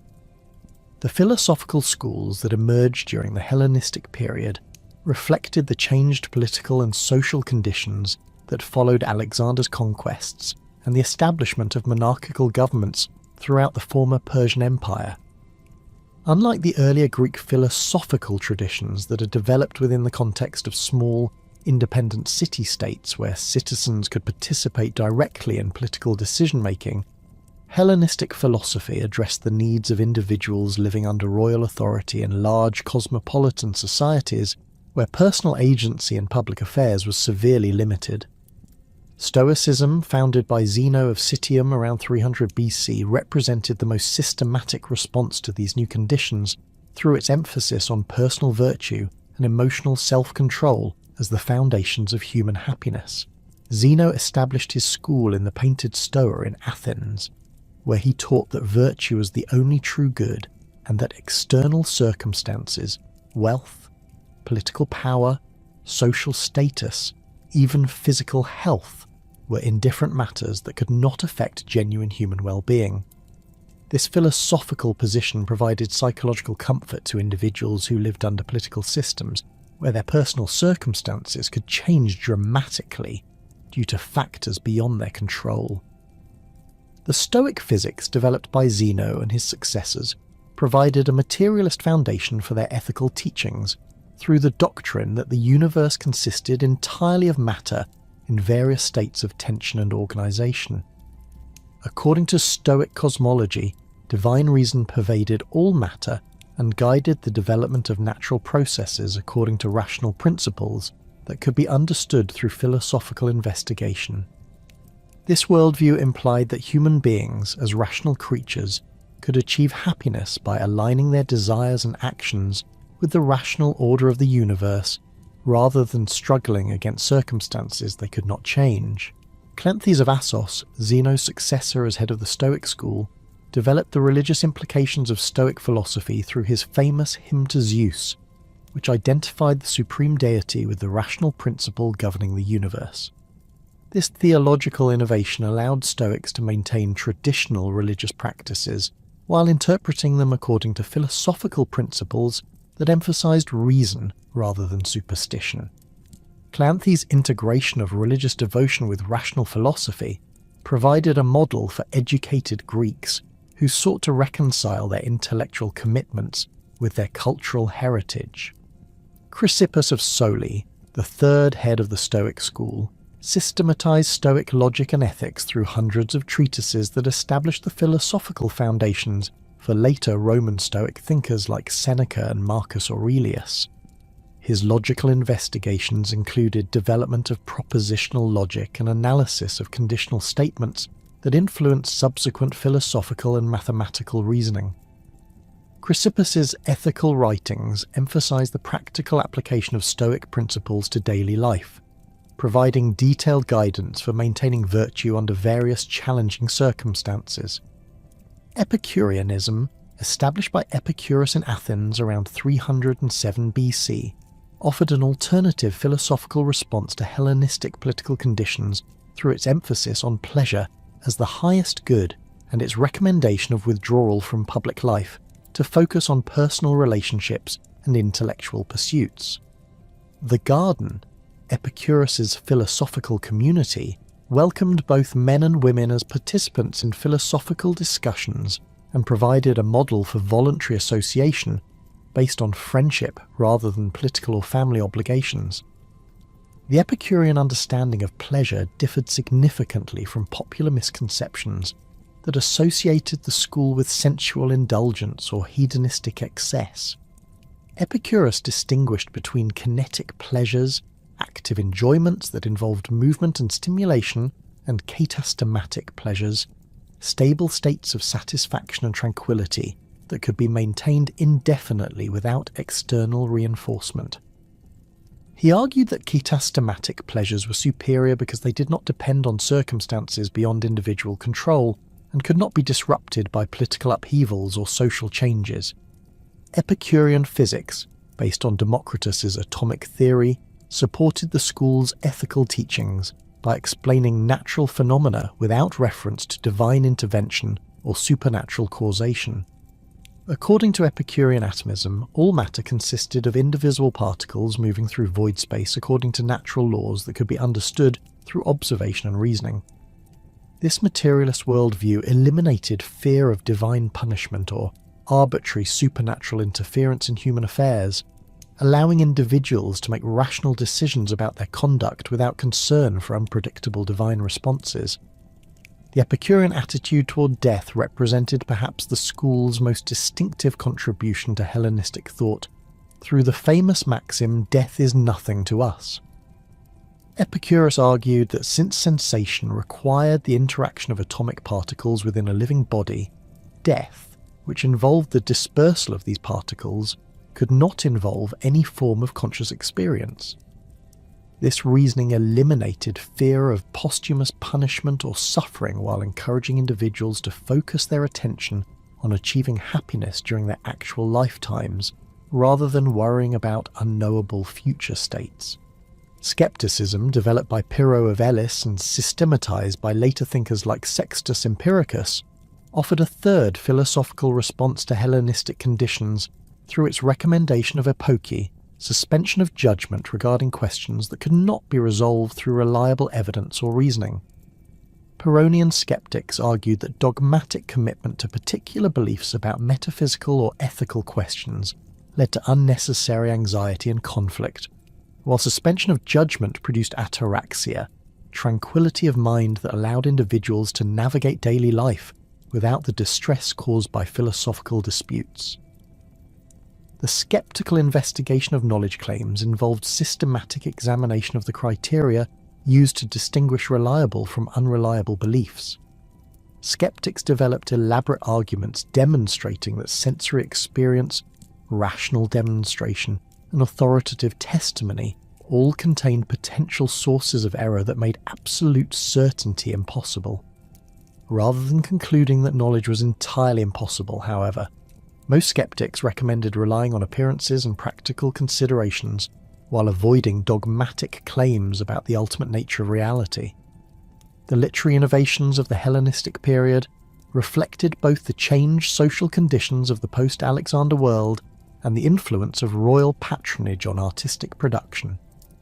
Unlike the classical period, when dramatic and epic poetry had been performed at religious festivals for entire civic communities, Hellenistic literature was often created for smaller, more educated audiences who appreciated sophisticated literary techniques and scholarly references.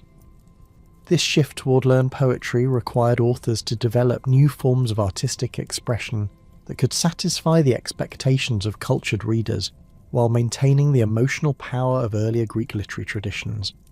Theocritus of Syracuse, working under Ptolemaic patronage in Alexandria during the early 3rd century BC, created the pastoral genre through his idylls, short poems that depicted the lives of shepherds and rural inhabitants with unprecedented realism and psychological depth. Rather than idealizing country life as a golden age alternative to urban corruption, Theocritus presented rural characters as complex individuals with their own desires, conflicts, and social relationships. His shepherds discussed poetry and philosophy, competed in singing contests, and experienced romantic disappointments that paralleled the emotional experiences of urban readers. The technical innovations in Theocritus's poetry included sophisticated use of dialect variation to characterize different speakers, complex metrical patterns that enhanced the musical qualities of his verses, and literary allusions that demonstrated his mastery of earlier Greek poetic traditions. His influence extended throughout the Hellenistic world and later Roman literature, establishing pastoral poetry as a major literary genre that would continue to develop for centuries after his death. Apollonius of Rhodes attempted to revive epic poetry for Hellenistic audiences through his Argonautica, a 4-book epic recounting Jason's quest for the Golden Fleece. Unlike Homer's epics, which had focused on heroic action and divine intervention, Apollonius emphasized psychological analysis and romantic relationships, particularly the love story between Jason and Medea that occupies much of the poem's final books. His treatment of Medea's internal conflict between passion and duty represented a sophisticated exploration of human psychology that reflected contemporary interest in individual emotional experience. The scholarly apparatus surrounding Apollonius's epic included extensive geographical research regarding the route of the Argonauts' journey and detailed knowledge of various local traditions and religious practices encountered during their travels. This learned approach to epic composition reflected the influence of Alexandrian scholarship on literary production, as poets were expected to demonstrate familiarity with historical, geographical, and mythological sources that went far beyond the traditional knowledge required for earlier Greek poetry. Menander of Athens revolutionized comic theatre through his development of new comedy, which replaced the political satire and fantastic situations of Aristophanic old comedy with realistic domestic situations involving recognisable character types.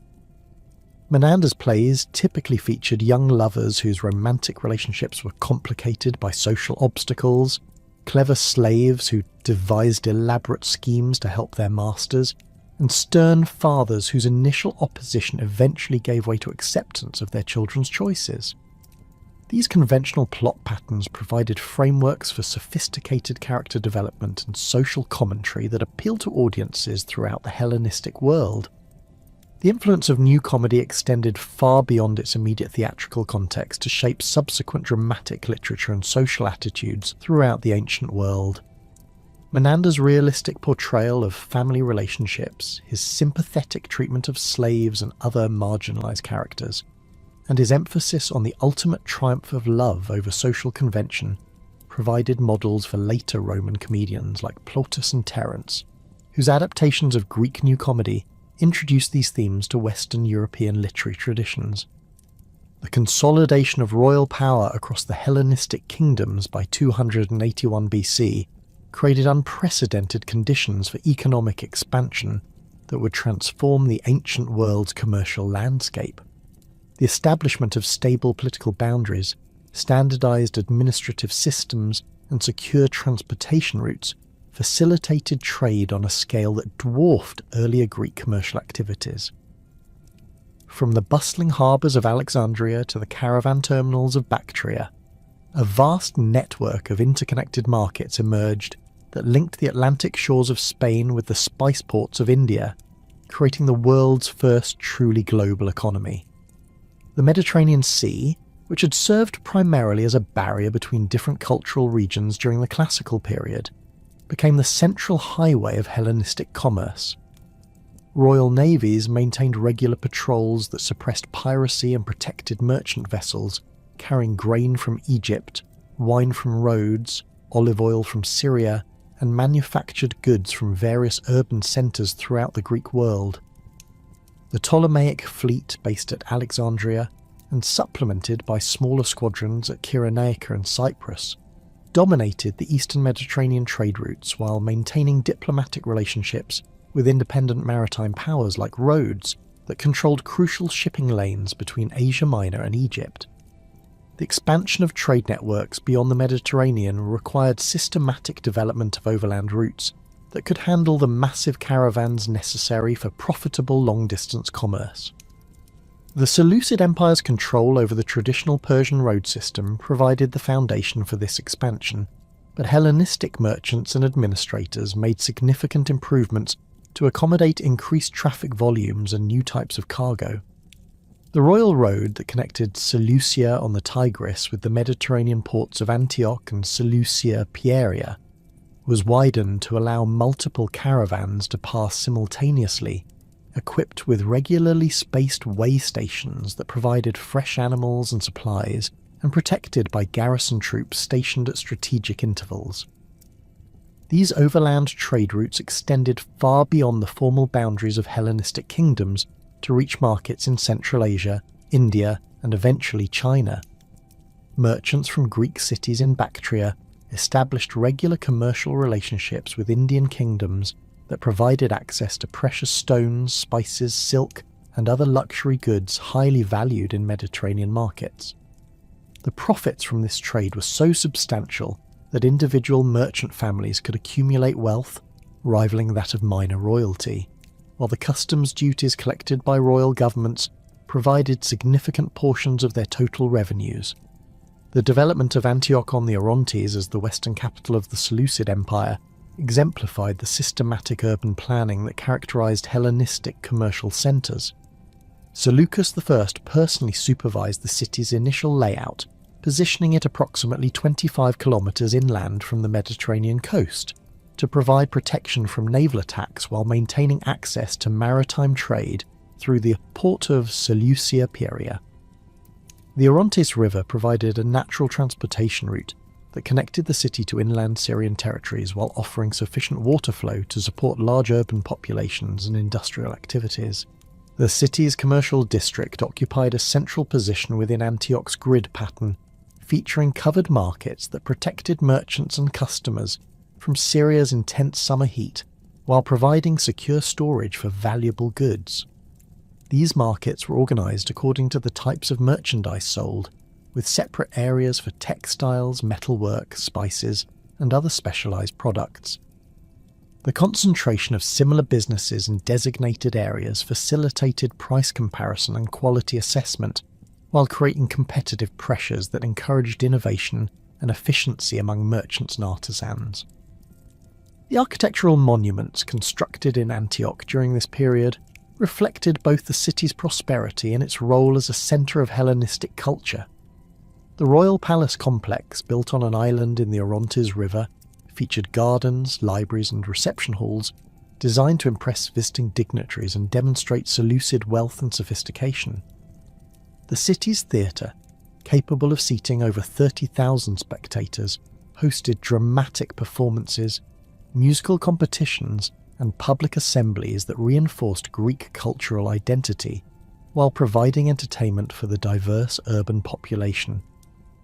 Seleucia on the Tigris represented an even more ambitious urban development project, as Seleucus I created an entirely new city to serve as his eastern capital and administrative centre for the former Persian heartland. The city's location on the Tigris River, approximately 30 kilometres north of ancient Babylon, provided access to the extensive canal systems that had supported Mesopotamian agriculture for millennia, while connecting to trade routes that extended throughout the Iranian plateau and beyond to Central Asia and India. The construction of Seleucia on the Tigris required massive engineering projects that demonstrated the technological capabilities available to Hellenistic rulers with sufficient resources and administrative expertise. The city's foundations were built on artificial platforms that raised the urban area above the Tigris's seasonal flood levels, while providing drainage systems that could handle the heavy runoff from Mesopotamian thunderstorms. The harbour facilities included stone quays capable of accommodating the largest river vessels used for bulk cargo transportation, along with warehouse complexes that could store grain, textiles and other goods awaiting shipment to distant markets. The administrative buildings constructed in Seleucia on the Tigris reflected the complex governmental requirements of managing territories that included dozens of different ethnic groups, languages, and legal traditions. The royal chancellery occupied a massive complex that housed hundreds of scribes, translators, and record keepers who maintained correspondence with governors throughout the Seleucid Empire, while processing the vast quantities of documentation required for tax collection, military recruitment, and judicial administration. These bureaucratic activities required standardized procedures and forms that could be understood by officials throughout the empire regardless of their local origins or native languages. The economic integration achieved through these urban centres extended to the development of sophisticated monetary systems that facilitated commercial transactions across vast distances and between different political jurisdictions. The Ptolemaic kingdom established mints at Alexandria, Cyrenaica, and other major cities that produced silver and gold coins according to standardized weight and purity specifications that were accepted by merchants throughout the Mediterranean world. These coins featured portraits of Ptolemaic rulers alongside Greek inscriptions and Egyptian symbols that reinforced royal authority while providing practical information about the currency's value and origin. The Seleucid monetary system faced more complex challenges due to the empire's vast territorial extent and diverse population, but it achieved remarkable success in creating currency that could function effectively from Syria to Bactria. Royal mints at Antioch, Seleucia on the Tigris, Ecbatana, and other major cities produced coins that maintained consistent silver content and weight standards, while incorporating local artistic elements that made them acceptable to regional populations. The tetradrachm became the standard denomination for large commercial transactions, while smaller bronze coins served the needs of daily retail trade in urban markets. The standardization of coinage across different kingdoms required diplomatic agreements and commercial treaties that established exchange rates and mutual acceptance arrangements. Merchants conducting business between Ptolemaic Egypt and Seleucid Syria could exchange currencies at known rates without the uncertainty that had plagued earlier Greek commercial relationships. These monetary arrangements reduced transaction costs while increasing the volume of trade that could be conducted profitably across political boundaries. Banking innovations developed during this period provided credit mechanisms that enabled merchants to finance long-distance trading ventures without carrying large quantities of precious metal across dangerous routes. Ptolemaic banks in Alexandria developed letters of credit that could be honoured by corresponding institutions in Rhodes, Delos, and other commercial centres, allowing merchants to deposit funds in one location and withdraw equivalent amounts at their destinations. These financial instruments reduced the risks associated with transporting valuable cargo, while providing banks with profitable opportunities to invest deposited funds in other commercial ventures. The temple banks that operated throughout the Hellenistic world combined religious functions with commercial services in ways that provided both practical benefits and spiritual legitimacy for their financial activities. The Temple of Apollo at Delos became one of the most important banking centres in the Aegean Sea, offering secure storage for merchants' funds while maintaining detailed records of deposits, loans, and currency exchanges. The religious sanctuary provided protection against theft and political confiscation that made temple banks more secure than purely commercial institutions, while the god's supposed oversight of financial transactions encouraged honest dealing among depositors and borrowers. Agricultural innovations implemented throughout the Hellenistic kingdoms provided the foundation for urban prosperity through increased food production and rural specialization that supported larger non-agricultural populations. The Ptolemaic administration of Egypt's Nile Valley agriculture represented the most systematic approach to land management, combining traditional Egyptian irrigation techniques with Greek administrative efficiency to achieve unprecedented agricultural productivity. Royal engineers supervised the maintenance and expansion of canal systems that distributed Nile floodwaters across the valley's agricultural areas, while drainage projects reclaimed marshy areas for cultivation. The Clerusic system, developed by the Ptolemies, provided land grants to Greek and Macedonian military veterans in exchange for continued military service when required by royal authorities. These settlements created networks of loyal colonists throughout Egypt, who served as local administrators and military reservists while introducing Greek agricultural techniques and crops to Egyptian farming communities. The clerus received plots of varying sizes depending on their military rank and length of service, with cavalry veterans typically receiving larger grants than infantry soldiers. The integration of Greek settlers with Egyptian agricultural communities proceeded through various mechanisms that balanced the needs of both populations while maximizing productive efficiency. Greek clerics learned Egyptian irrigation techniques and crop rotation patterns that had been developed over thousands of years of Nile Valley agriculture, while Egyptian farmers adopted Greek tools and livestock breeds that improved their agricultural output. The royal administration encouraged this technological exchange through tax incentives and technical assistance that benefited both groups while increasing overall agricultural productivity. The specialized agricultural regions that developed during this period reflected both natural advantages and market demands that encouraged farmers to focus on particular crops or livestock rather than attempting to achieve complete self-sufficiency. The wine-producing regions of Rhodes, Chios, and other Greek islands developed distinctive varieties that commanded premium prices in urban markets throughout the Hellenistic world. Egyptian papyrus production became a virtual monopoly that provided the Ptolemies with substantial export revenues while supplying the writing material essential for the expanded bureaucratic activities of all Hellenistic kingdoms. The olive oil production centered in Syria and Palestine supplied markets throughout the eastern Mediterranean while providing raw materials for soap manufacturing, lamp fuel, and other industrial uses that supported urban populations. The systematic cultivation of olive groves required long-term investments that were only profitable under stable political conditions, demonstrating the economic benefits of the peace and security maintained by Hellenistic royal governments. Textile production emerged as one of the most important industrial activities in Hellenistic cities, combining local raw materials with imported luxury fibres to create products that range from everyday clothing to elaborate ceremonial garments. Alexandria's textile workshops processed Egyptian flax into linen fabrics that were exported throughout the Mediterranean world, while also importing silk from Central Asia and India that was woven into luxury textiles for wealthy customers. The technical knowledge required for silk production remained closely guarded by Chinese manufacturers, but Hellenistic merchants developed extensive trade networks that brought these precious materials to Mediterranean markets despite the enormous distances and transportation costs involved.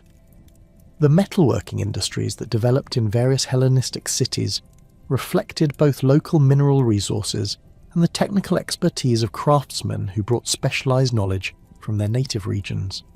The silver mines of Attica continued to provide raw materials for Athenian coinage, while new mining operations in Spain, Thrace and other regions supplied the increased demand for precious metals created by expanded trade and monetary systems. The copper mines of Cyprus provided materials for bronze production that supplied both military needs and civilian markets for tools, cookware and decorative objects. The shipbuilding industry became increasingly sophisticated as the demands of long-distance trade required vessels capable of carrying larger cargoes across greater distances while maintaining reasonable speeds and manoeuvrability. The grain ships that transported Egyptian wheat to other Mediterranean markets were among the largest vessels constructed in antiquity, with some examples reportedly capable of carrying over 1,000 tons of cargo. These massive ships required advanced engineering techniques for hull construction and rigging systems that could handle the stresses of ocean sailing while providing sufficient cargo capacity to make long-distance grain transport profitable.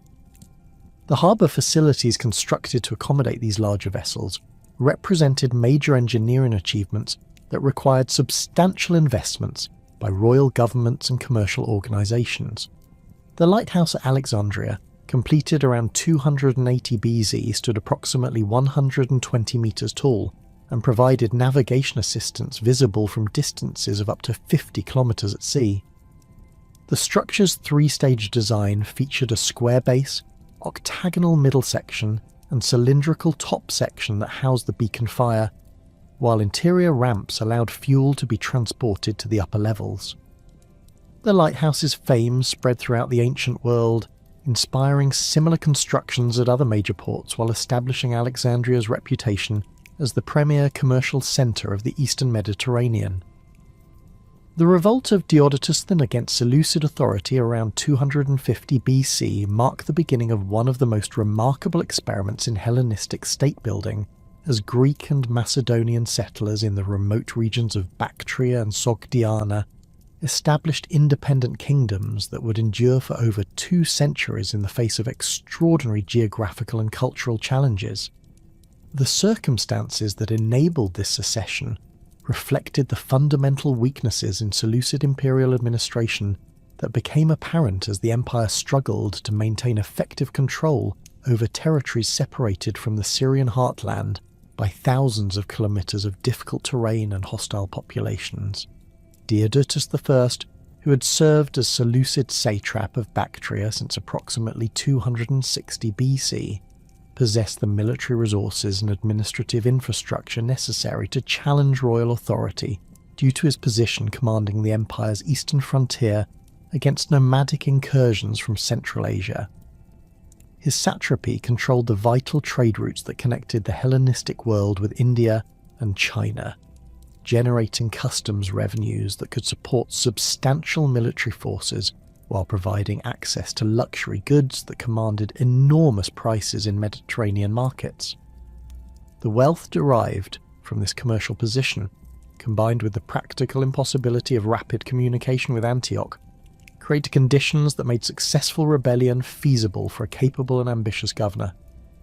The initial stages of Diodotus's revolt proceeded with careful attention to maintaining the loyalty of Greek colonists and indigenous populations, whose cooperation was essential for establishing an independent kingdom.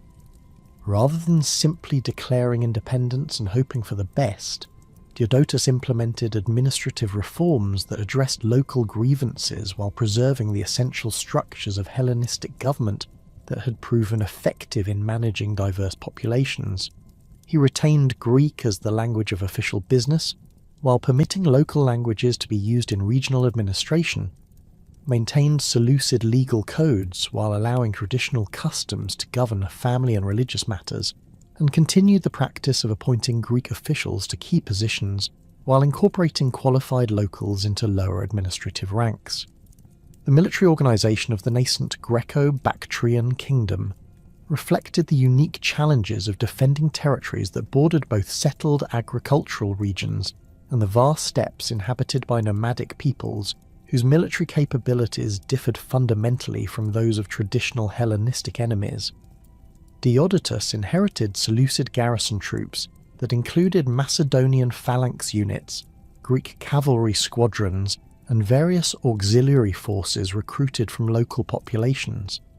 But he quickly recognized that this conventional military structure required modification to address the tactical problems posed by highly mobile nomadic warriors who could appear suddenly at any point along his extensive frontiers. The adaptation of Greek military techniques to Central Asian conditions involved incorporating elements of nomadic warfare, while maintaining the disciplined formations that had proven effective in Mediterranean conflicts.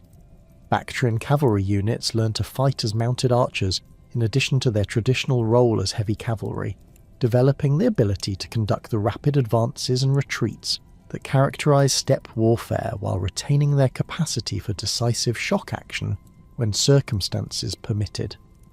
Infantry formations were modified to provide greater mobility and flexibility, with lighter equipment and more open formations that could respond quickly to changing tactical situations without sacrificing the coordinated action that distinguished Greek military units from barbarian war bands.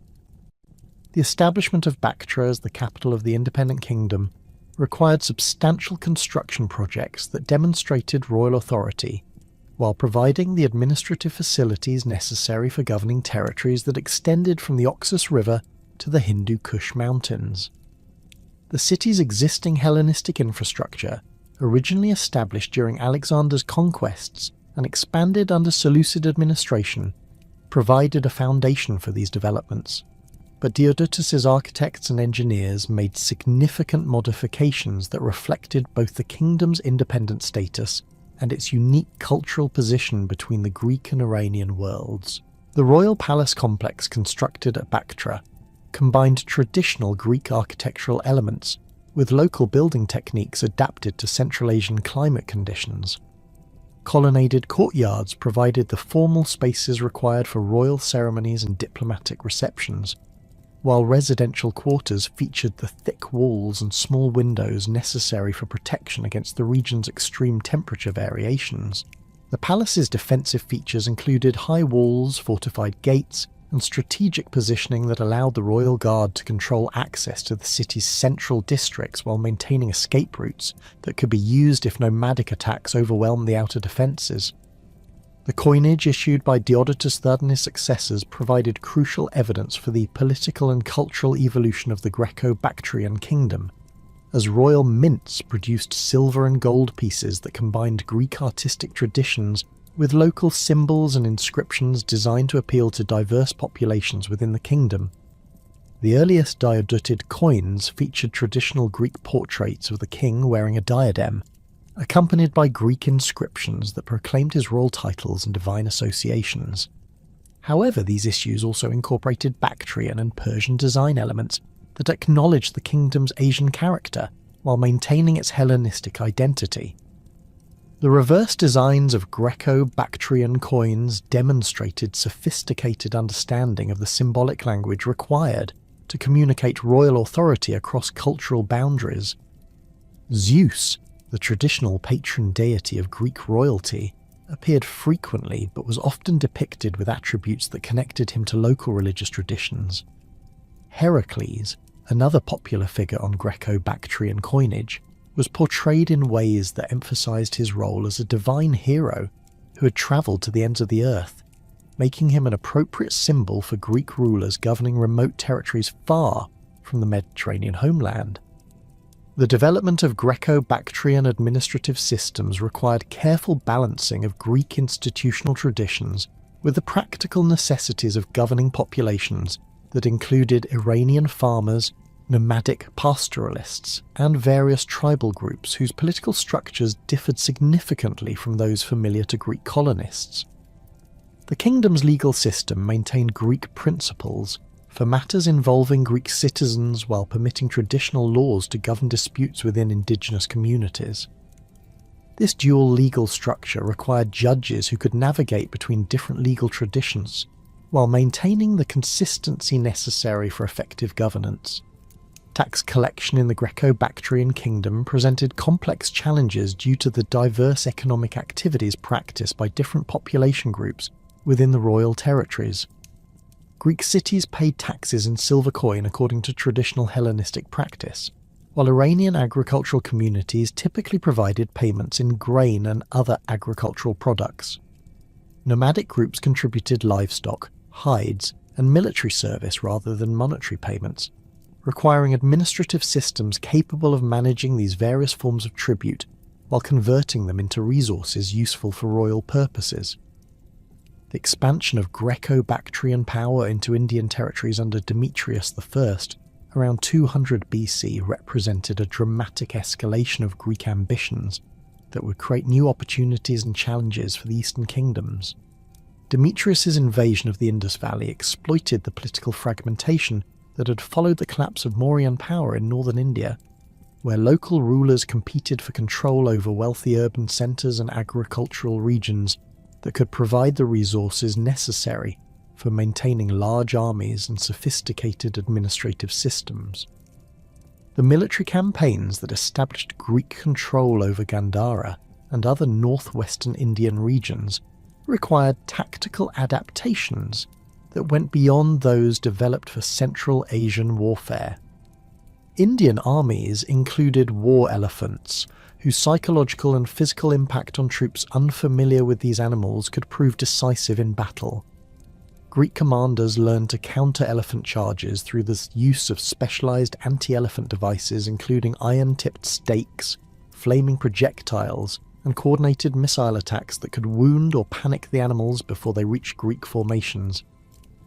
The siege warfare required for capturing Indian cities presented technical challenges that tested the engineering capabilities of Greek military forces operating far from their supply bases.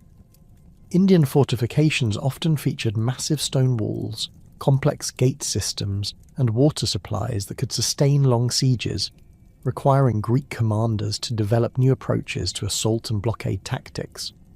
The successful capture of cities like Taxila and Pushkalavati demonstrated that Greek military technology and organisational skills could overcome these obstacles, but the campaigns also revealed the substantial resources required for sustained operations in unfamiliar territories.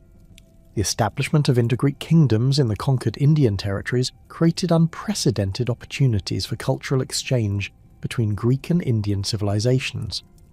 Unlike the Greco-Bactrian kingdom, where Greek colonists governed primarily Iranian and nomadic populations with limited urban traditions, the Indo-Greek rulers found themselves administering sophisticated societies with ancient literary traditions, complex religious systems, and established commercial networks that extended throughout the subcontinent and beyond to Southeast Asia.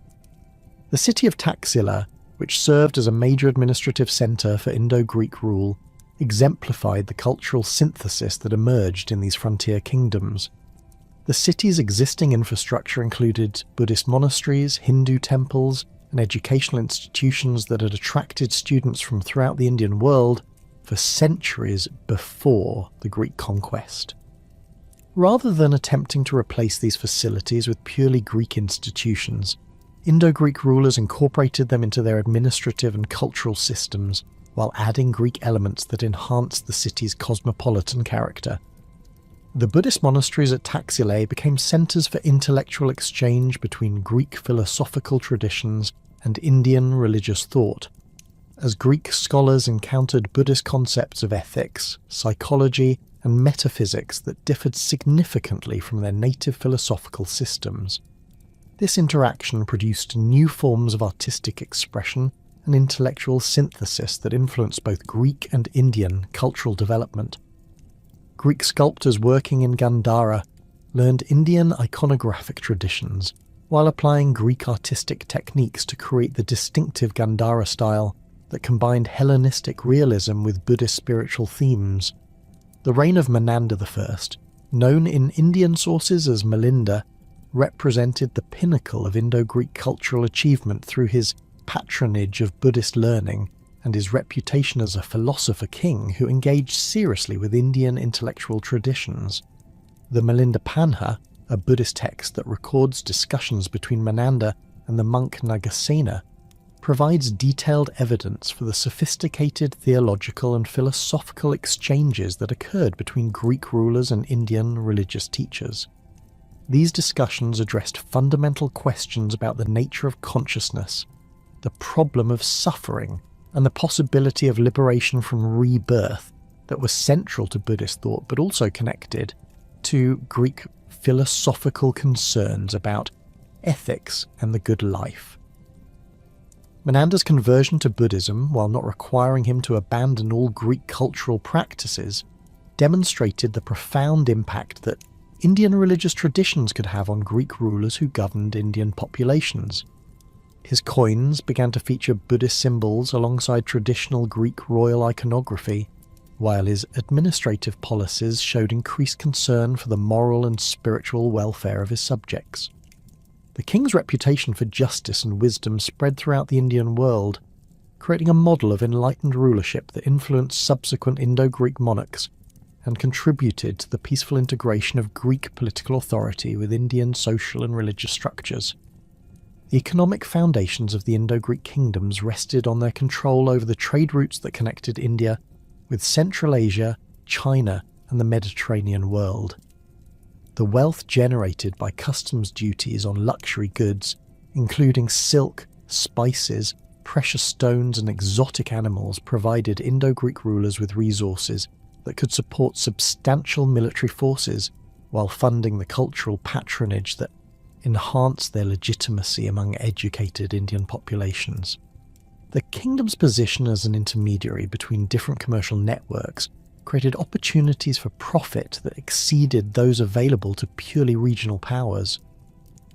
The monetary systems developed by Indo-Greek rulers reflected their need to facilitate commerce between different economic zones while maintaining political control over diverse populations. Royal mints produced coins in various metals and denominations that could serve the needs of both local retail trade and long-distance commercial transactions. The bilingual inscriptions that appeared on many Indo-Greek coins, featuring Greek text on one side and Kharoshthi or Brahmi script on the other, demonstrated the kingdom's commitment to serving both Greek and Indian constituencies, while maintaining their distinctive identity as Hellenistic states. The artistic achievements of the Gandhara school represented one of the most significant cultural developments to emerge from the interaction between Greek and Indian civilizations. Sculptors working under Indo-Greek patronage created Buddhist religious art that combined Greek techniques for representing human anatomy and emotion with Indian iconographic traditions that conveyed specific religious meanings. The resulting sculptures achieved a synthesis of realistic portraiture and spiritual symbolism that influenced artistic development throughout Central Asia and East Asia for centuries after the fall of the Indo-Greek kingdoms. The gradual decline of Greek political power in Central Asia and India resulted from the cumulative pressure of nomadic invasions, internal political fragmentation, and the emergence of new regional powers that could challenge Greek military superiority. The Parthian expansion westward from their original territories in northeastern Iran brought them into direct conflict with Greco-Bactrian forces around 140 BC, as Parthian cavalry proved capable of defeating traditional Greek military formations through their superior mobility and archery skills. The Scythian invasions that followed the Parthian conquest of western Bactria represented an even more serious threat to the remaining Greek territories, as these nomadic peoples brought large populations seeking new pasture lands rather than simply conducting raids for plunder. The Scythians' ability to field numerous cavalry armies simultaneously stretched Greek defensive capabilities beyond their limits, forcing the abandonment of outlying territories and the concentration of remaining forces around a few heavily fortified urban centres. The rise of the Kushan Empire under Kujula Kadphises around 30 AD marked the final phase of Greek political influence in the region, as this new power combined nomadic military traditions with sophisticated administrative techniques learned from their Greek predecessors. The last Indo-Greek rulers maintained precarious independence in small territories around Taxila and other cities until approximately 10 AD, when Kushan expansion eliminated the final remnants of Greek political authority in the Indian subcontinent. The emergence of the Kushan Empire represented only one facet of the mounting pressure that barbarian peoples exerted against Hellenistic civilization during the 3rd and 2nd centuries BC. While Greek rulers in Bactria and India faced nomadic invasions from the steppes, their Western counterparts confronted an equally formidable challenge from Celtic tribes whose military prowess and territorial ambitions would fundamentally reshape the political landscape of the Eastern Mediterranean and Asia Minor. The Celtic migrations that swept across Europe during the early 3rd century BC brought these fierce warriors into direct contact with Hellenistic kingdoms at precisely the moment when internal conflicts and succession disputes had weakened royal authority and military preparedness. The Celtic expansion into southeastern Europe began as a continuation of population movements that had been building pressure against established territories for generations. The Latinic culture that characterized Celtic society during this period had developed sophisticated metallurgical techniques that produced superior weapons and armour, while their social organisation around warrior bands led by charismatic chieftains created military formations capable of rapid mobilisation and sustained campaigning across vast distances. Unlike the settled agricultural populations that typically comprised Hellenistic armies, Celtic warriors viewed military service as their primary occupation and source of social status, creating a professional military class that could maintain combat effectiveness through extended campaigns far from their homeland.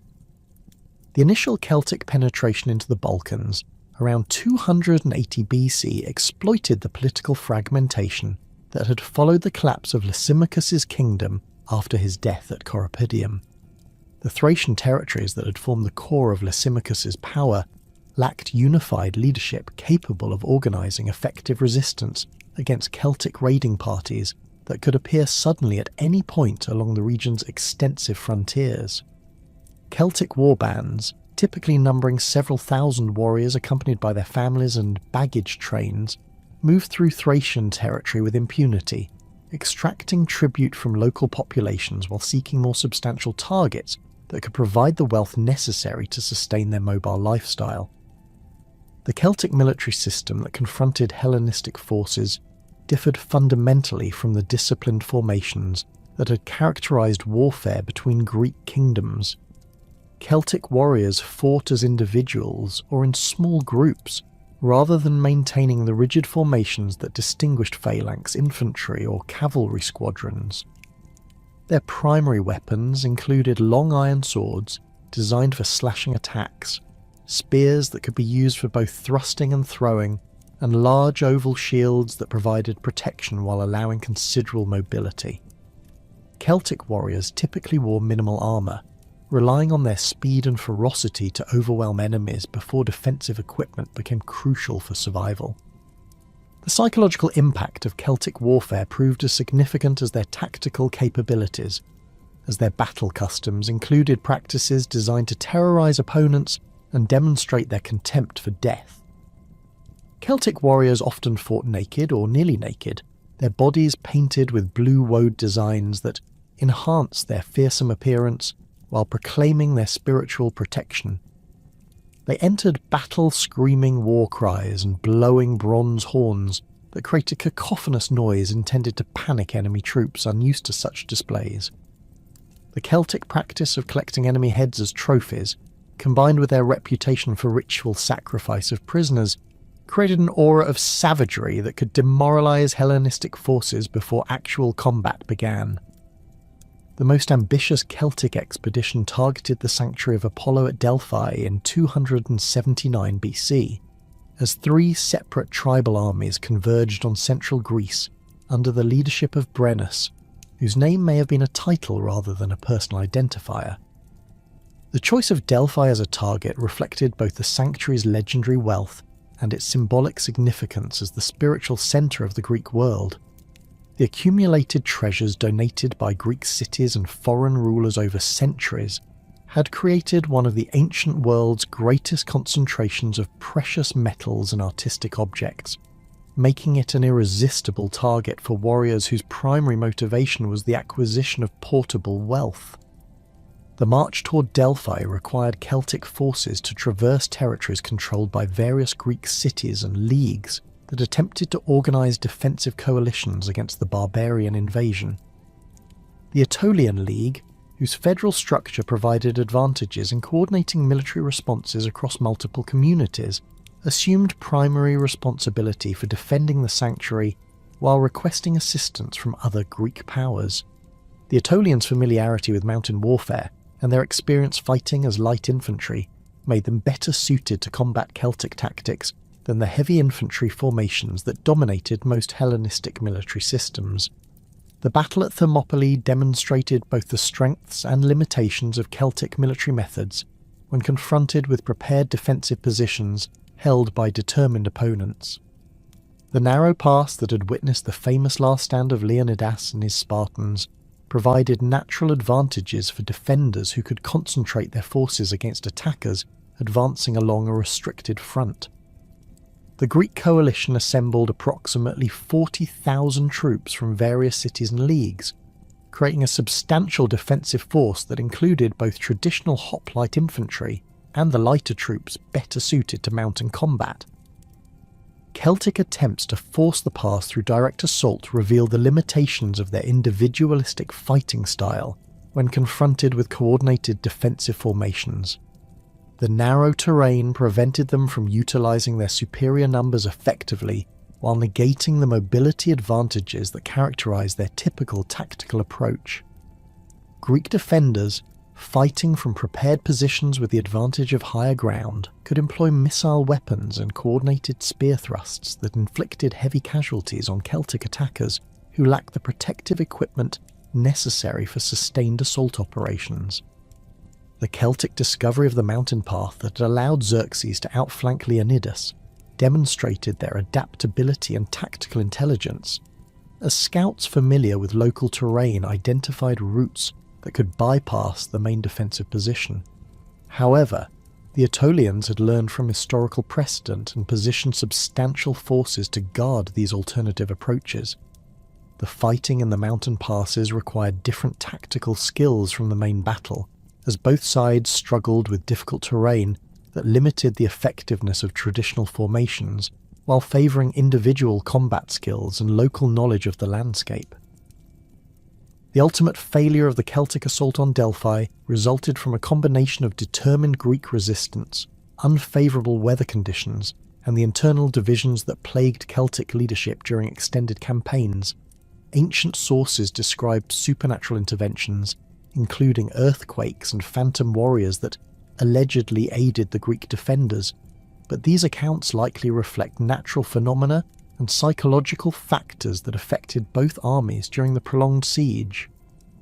The onset of winter weather created logistical problems for Celtic forces that lacked adequate supplies for sustained operations in mountainous terrain, while Greek defenders could rely on local resources and establish supply lines.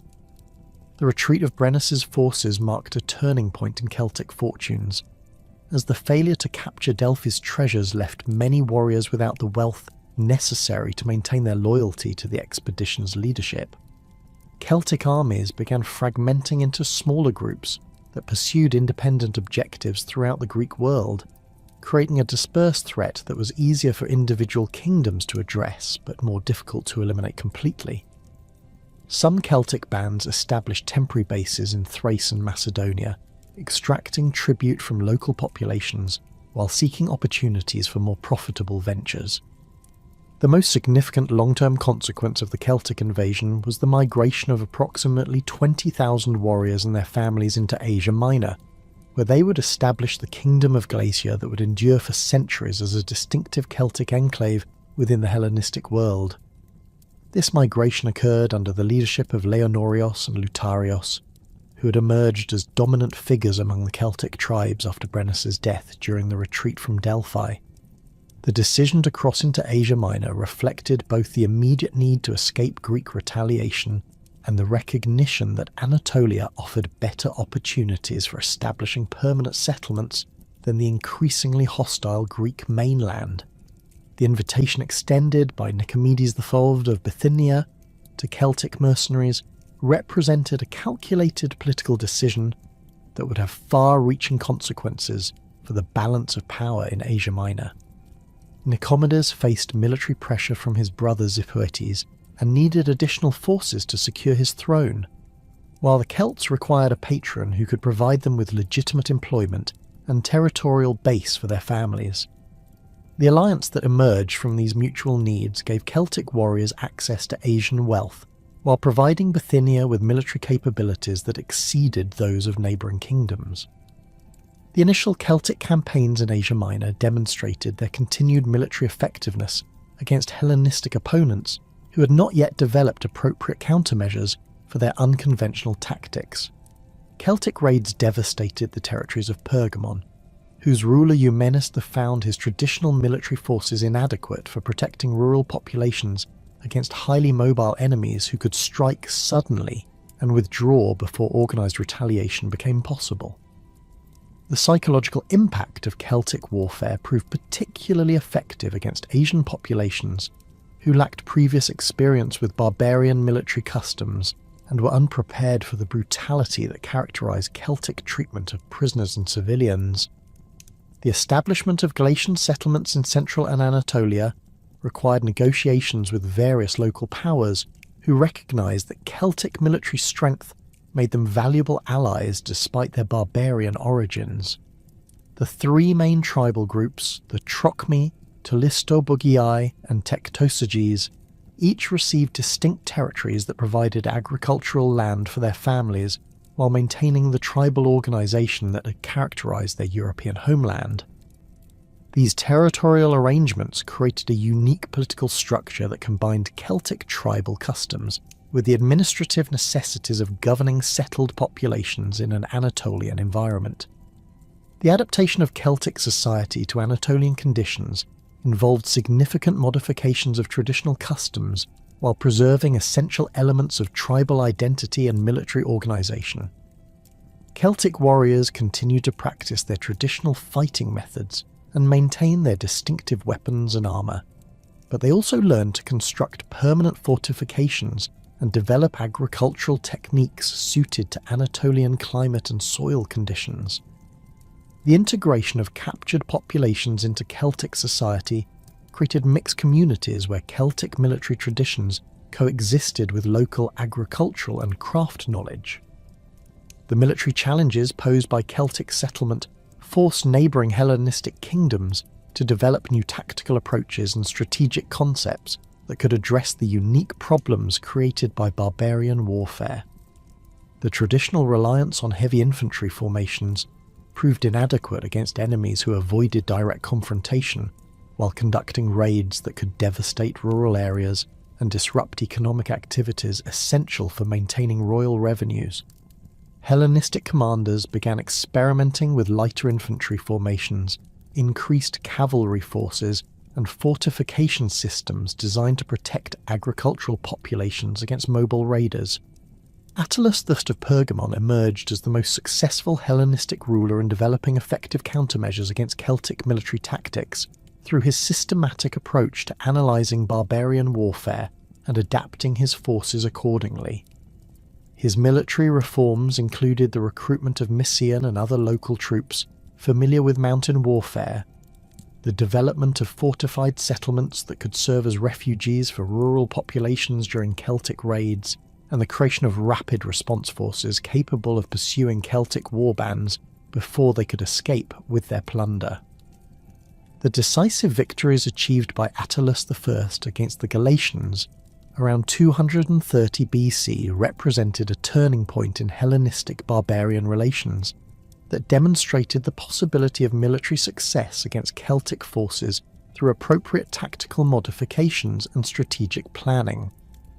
The battle fought near the sources of the Caicus River showcased Pergamena innovations in combining traditional phalanx formations with light infantry and cavalry forces that could match Celtic mobility while maintaining superior discipline and coordination. The defeat of Celtic forces in this engagement eliminated their ability to conduct large-scale raids while forcing them to accept more restricted territorial arrangements. The subsequent integration of Galatian communities into the broader Anatolian political system occurred through a gradual process of cultural adaptation that preserved Celtic military traditions while adopting Hellenistic administrative and urban practices. Galatian settlements developed market centres that facilitated trade with neighbouring Greek cities, while Celtic warriors increasingly served as mercenaries in Hellenistic armies rather than conducting independent raids. This transformation reflected both the military pressure applied by powers like Pergamon and the economic opportunities available through peaceful integration with established commercial networks. The northern frontiers of the Hellenistic world faced additional pressures from Germanic tribes whose migrations paralleled Celtic movements but followed different patterns of territorial expansion and cultural development. Germanic peoples, distinguished from Celts by their linguistic and cultural traditions, began pressing southward from their original territories in Scandinavia and northern Germany during the 3rd century BC, creating conflicts with Celtic populations and indirect pressure on Hellenistic territories through the displacement of intervening peoples. The Cimbri and Teutonus, Germanic tribes whose migrations would later bring them into direct conflict with Roman forces, initially affected Hellenistic territories through their displacement of Celtic and Thracian populations that had served as buffer zones between the Greek world and northern barbarians. The southward movement of these Germanic peoples created a domino effect that pushed other tribal groups toward territories controlled by Hellenistic kingdoms, increasing the frequency of barbarian raids and the pressure on frontier defense systems. The Thracian tribes that inhabited the mountainous regions north of Macedonia and the Greek cities of the Black Sea coast represented a persistent challenge to Hellenistic authority that required constant military attention and diplomatic management. Unlike the Celts, who typically operated as unified armies under charismatic leaders, Thracian resistance took the form of numerous small-scale raids and rebellions that were difficult to suppress completely but rarely posed existential threats to major kingdoms. The fragmented nature of Thracian political organisation made it impossible to achieve lasting peace through negotiations with individual leaders, as agreements with one tribe had no binding effect on neighbouring groups. The military characteristics of Thracian warfare emphasised individual prowess and mobility, rather than the coordinated formations that distinguished both Celtic warbands and Hellenistic armies. Thracian warriors typically fought as light infantry armed with javelins, curved swords called rhomphaia, and small shields that provided protection without limiting mobility. Their familiarity with mountainous terrain gave them significant advantages when fighting in their native territories, while their practice of conducting rapid raids followed by withdrawal to inaccessible strongholds made them difficult targets for conventional military operations. The Scythian peoples who controlled the steppes north of the Black Sea represented a different type of barbarian threat that combined the mobility of nomadic cavalry with sophisticated political organisation and extensive commercial networks. Unlike the migrating Celtic and Germanic tribes that sought new territories for permanent settlement, the Scythians operated from established bases in the Ukrainian steppes while conducting raids and diplomatic relations that could extend their influence across vast distances without requiring territorial conquest. Scythian military capabilities centred on their unparalleled skill as mounted archers, whose composite bows could deliver accurate fire at ranges that exceeded those of most Hellenistic missile weapons. Scythian cavalry tactics emphasised mobility and harassment rather than decisive engagement, as their horsemen could appear suddenly at any point along extended frontiers, inflict casualties through archery, and withdraw before enemy forces could organise effective responses. This tactical approach proved particularly effective against infantry-heavy Hellenistic armies that lacked sufficient cavalry forces to match Scythian mobility. The Greek cities of the Pontic coast, including Chersonesos, Tanais and Olbia, maintained precarious independence through their ability to balance diplomatic relations with various Scythian rulers, while providing commercial services that made them valuable to nomadic peoples who lacked urban manufacturing capabilities. These cities served as intermediaries between the Scythian world and the broader Hellenistic economy, exchanging Greek manufactured goods and luxury items for grain, livestock, slaves and raw materials produced in the steppes. The fortification systems developed by these frontier cities reflected the unique challenges of defending against nomadic attacks while maintaining the commercial relationships essential for economic survival. City walls were designed to withstand siege techniques employed by nomadic peoples, who typically lacked the heavy equipment and engineering knowledge necessary for systematic assault operations, but could conduct extended blockades that threatened urban food supplies. The defensive arrangements included provisions for protecting harbour facilities and maintaining sea communications that could provide relief during land-based sieges. The cultural impact of prolonged contact between Hellenistic civilization and various barbarian peoples extended far beyond military and political relationships to encompass artistic traditions, religious practices, and social customs that created hybrid forms of expression throughout the frontier regions. Hellenistic artists working in areas with significant barbarian populations began incorporating Celtic and Thracian decorative motifs into traditional Greek artistic forms, while barbarian craftsmen adopted Greek techniques and materials that enhanced the quality and market value of their products. The religious syncretism that emerged in frontier regions reflected the practical necessities of governing mixed populations, while maintaining the loyalty of both Greek colonists and indigenous communities. Celtic deities acquired Greek names and attributes that made them acceptable to Hellenistic religious sensibilities, while Greek gods received Celtic characteristics that enhanced their appeal to barbarian populations. The resulting religious forms combined Greek mythological narratives with Celtic ritual practices, creating new forms of worship that could satisfy diverse spiritual needs within the same political communities. The recruitment of barbarian mercenaries became an increasingly important aspect of Hellenistic military organisation, as kingdoms sought to augment their traditional forces with troops who possessed specialised skills and could provide numerical strength at lower cost than citizen soldiers. Celtic warriors, renowned for their individual fighting prowess and fearless attitude toward death, served in Hellenistic armies throughout the eastern Mediterranean while maintaining their distinctive weapons, armour and tactical methods. This military integration created opportunities for cultural exchange, while providing barbarian peoples with access to Greek military technology and organisational techniques. The barbarization of frontier regions represented only one facet of the mounting challenges that would ultimately transform the Hellenistic world beyond recognition. While Greek kingdoms struggled to maintain their eastern territories against nomadic invasions and their northern frontiers against Celtic and Germanic pressure, a new power was emerging in the western Mediterranean that would prove far more dangerous to Greek independence than any barbarian threat. The Roman Republic, having consolidated its control over the Italian peninsula through a combination of military conquest and diplomatic alliance, began extending its influence eastward during the late 3rd century BC, with a systematic approach to power projection that differed fundamentally from the opportunistic raiding that characterized barbarian warfare. The First Macedonian War erupted in 214 BC as a direct consequence of Philip V's decision to align his kingdom with Hannibal during the Second Punic War, a strategic calculation that would prove catastrophic for Macedonian independence.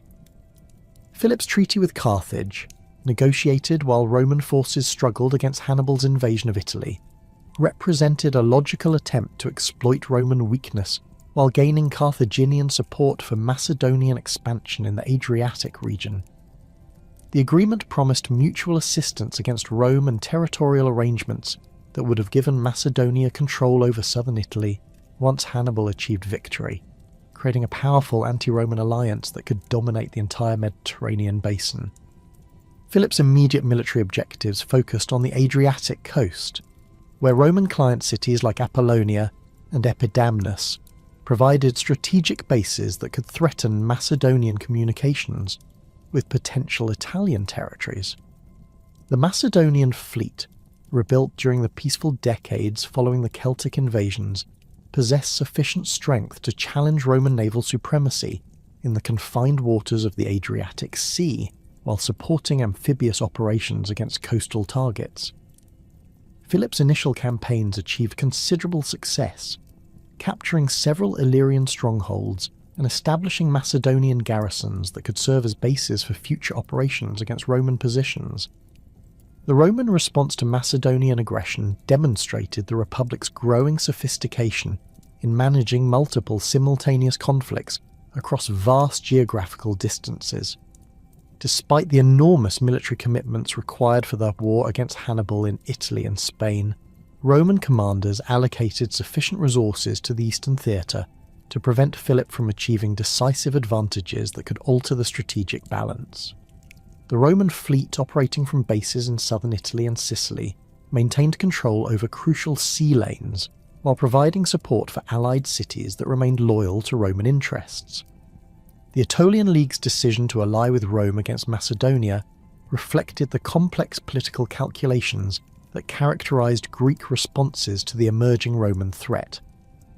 The Aetolians, traditional enemies of Macedonian expansion, recognized that Philip's success in the Adriatic would inevitably lead to renewed pressure on central Greek territories that had maintained precarious independence through federal organization and military cooperation.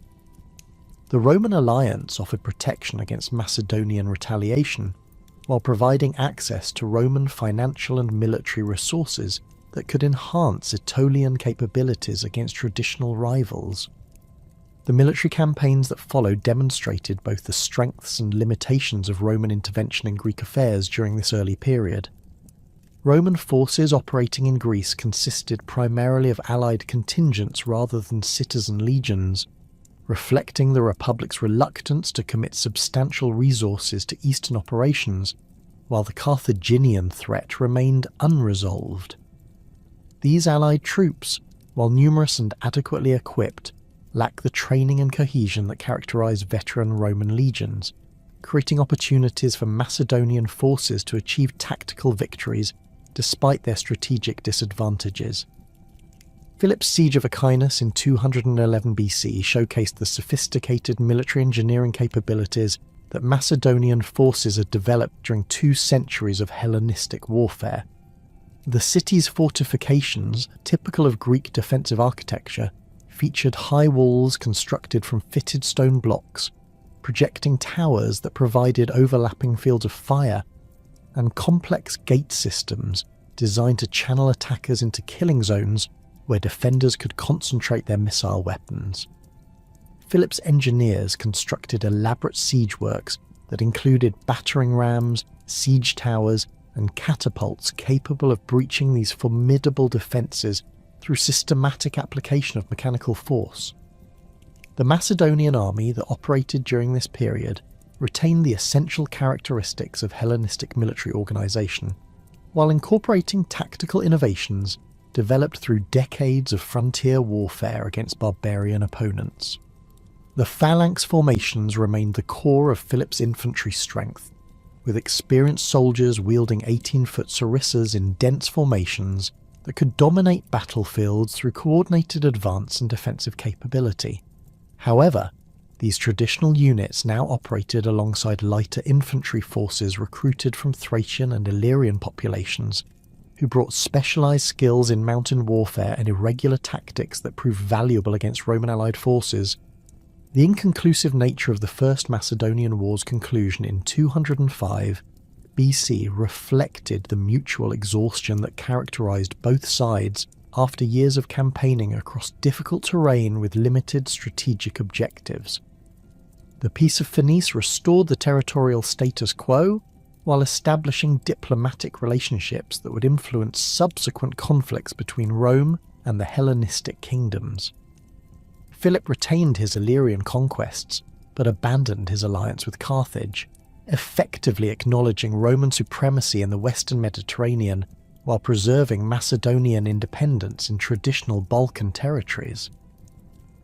The brief interwar period that followed provided Philip with opportunities to consolidate his kingdom's military and economic resources, while observing the dramatic expansion of Roman power that accompanied Hannibal's defeat and the subsequent Roman conquest of Carthaginian territories in Spain and North Africa. The transformation of Rome from a regional Italian power into the dominant force in the Western Mediterranean occurred with remarkable speed, creating a strategic situation that threatened all existing Hellenistic kingdoms with eventual absorption into an expanding Roman Empire. Philip's alliance with Antiochus III of Syria represented a logical response to the growing Roman threat, as the two most powerful Hellenistic rulers recognized that their individual kingdoms lacked sufficient resources to resist Roman expansion if it continued at its current pace. The secret agreement negotiated between the two monarchs in 203 BC envisioned a coordinated campaign against Roman positions in the eastern Mediterranean, with Macedonian forces operating in Greece and the Aegean, while Seleucid armies advanced through Asia Minor toward Roman client cities along the Anatolian coast.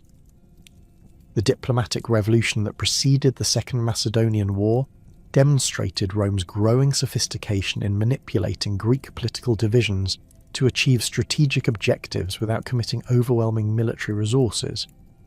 Roman ambassadors systematically cultivated relationships with Greek cities and leagues that had grievances against Macedonian expansion, offering protection and autonomy in exchange for military cooperation against Philip. This approach proved particularly effective in Asia Minor, where cities like Pergamon and Rhodes possessed sufficient military capabilities to contribute meaningfully to anti-Macedonian coalitions, while their commercial interests aligned with Roman preferences for political fragmentation rather than unified Hellenistic control. The Roman declaration of war against Macedonia in 200 BC marked a fundamental shift in Republican foreign policy, from defensive responses to external threats toward proactive intervention designed to prevent potential enemies from achieving positions of strength. The Senate's decision to authorize military operations in Greece, despite the absence of direct Macedonian attacks on Roman territories or allies, reflected strategic thinking that prioritized long-term security over immediate defensive necessities.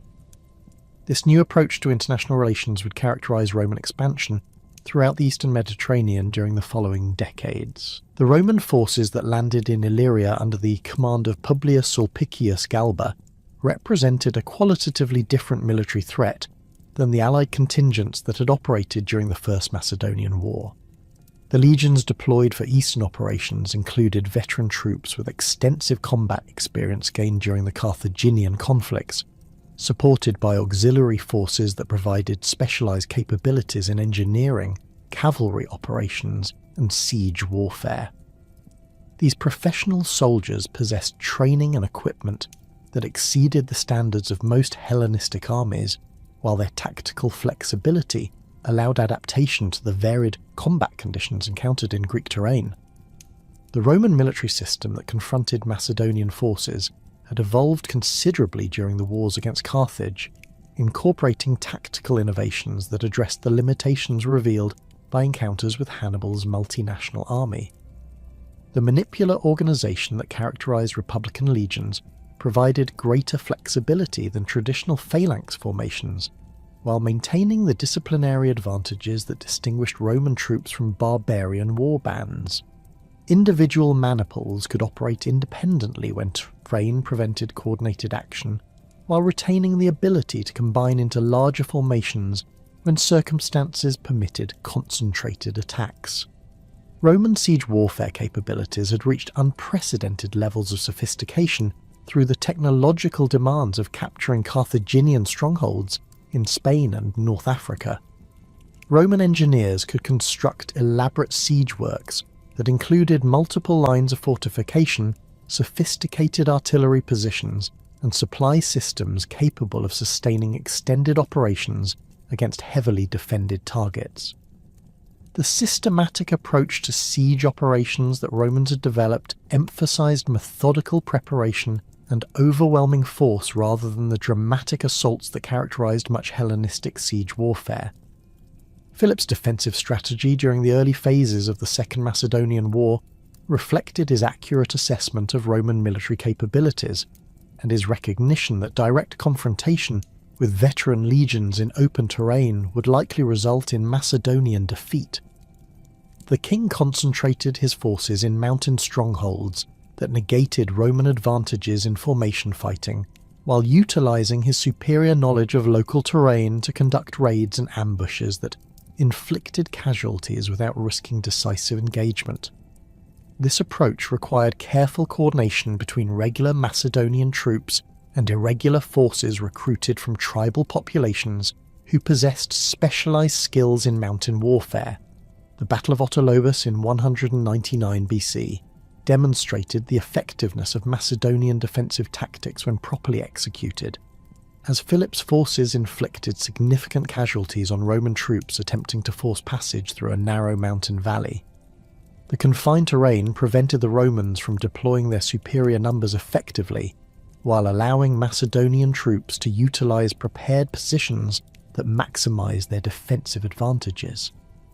Philip's personal leadership during the engagement, fighting alongside his soldiers in the front ranks according to Macedonian royal tradition, provided inspirational example that maintained unit cohesion under intense pressure.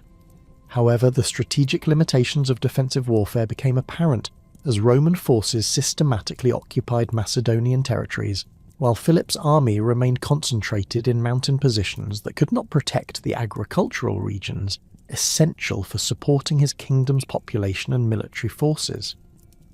Roman commanders demonstrated remarkable patience in conducting methodical campaigns that avoided unnecessary risks while gradually reducing the territorial base available for Macedonian operations. This approach reflected sophisticated understanding of the economic foundations underlying Hellenistic military power. The arrival of Titus Quinctius Flamininus as Roman commander in 198 BC brought new strategic vision to the Eastern Campaign that combined military pressure with diplomatic initiatives designed to isolate Macedonia from potential Greek allies. Flamininus possessed exceptional linguistic abilities and cultural knowledge that enabled him to communicate directly with Greek political leaders while understanding the complex relationships between different cities and leagues that characterized Hellenistic politics. His proclamation of Greek freedom, while serving Roman strategic interests, appealed to genuine Greek desires for autonomy that had been suppressed under Macedonian hegemony. The defection of the Achaean League from Macedonian to Roman alliance represented a crucial turning point that demonstrated the effectiveness of Roman diplomatic strategies in exploiting Greek political divisions. The Achaeans, traditional opponents of Aetolian expansion, had previously supported Macedonia as a counterweight to their federal rivals, but Roman promises of protection and autonomy offered superior advantages without the subordination that characterized Macedonian alliance relationships. The League's military forces, while modest compared to royal armies, provided valuable local knowledge and logistical support that enhanced Roman operational capabilities. The siege of Atrax revealed both the strengths and limitations of Macedonian defensive preparations, as Philip's engineers had constructed elaborate fortifications that incorporated the latest developments in military architecture, while the garrison included veteran troops capable of sustained resistance against Roman assault techniques. The city's walls featured projecting towers positioned to provide overlapping fields of fire, complex gate systems that channeled attackers into killing zones, and internal defensive lines that could maintain resistance even after outer fortifications were breached. These sophisticated defences reflected the accumulated military experience of Hellenistic warfare while adapting to the specific challenges posed by Roman siege capabilities. Roman assault techniques employed against attacks demonstrated the systematic approach to siege warfare that had been perfected during campaigns against Carthaginian strongholds in Spain and North Africa. Roman engineers constructed elaborate siege works that included multiple artillery positions, protected approaches for assault troops, and supply systems capable of sustaining extended operations. The coordination between different types of siege equipment, battering rams, siege towers, catapults, and ballistae created overwhelming pressure that even the most sophisticated defensive preparations could not withstand indefinitely. The breakthrough achieved by Roman forces at Cynocephalae in 197 BC resulted from tactical flexibility that allowed adaptation to unexpected combat conditions, rather than adherence to predetermined battle plans. The engagement began as a meeting encounter between advanced forces from both armies operating in hill country that prevented either side from deploying according to their preferred tactical arrangements. The broken terrain that characterized the battlefield negated many of the advantages that both Roman and Macedonian military systems derived from coordinated formation fighting, while emphasizing individual unit capabilities and command decisions made under pressure.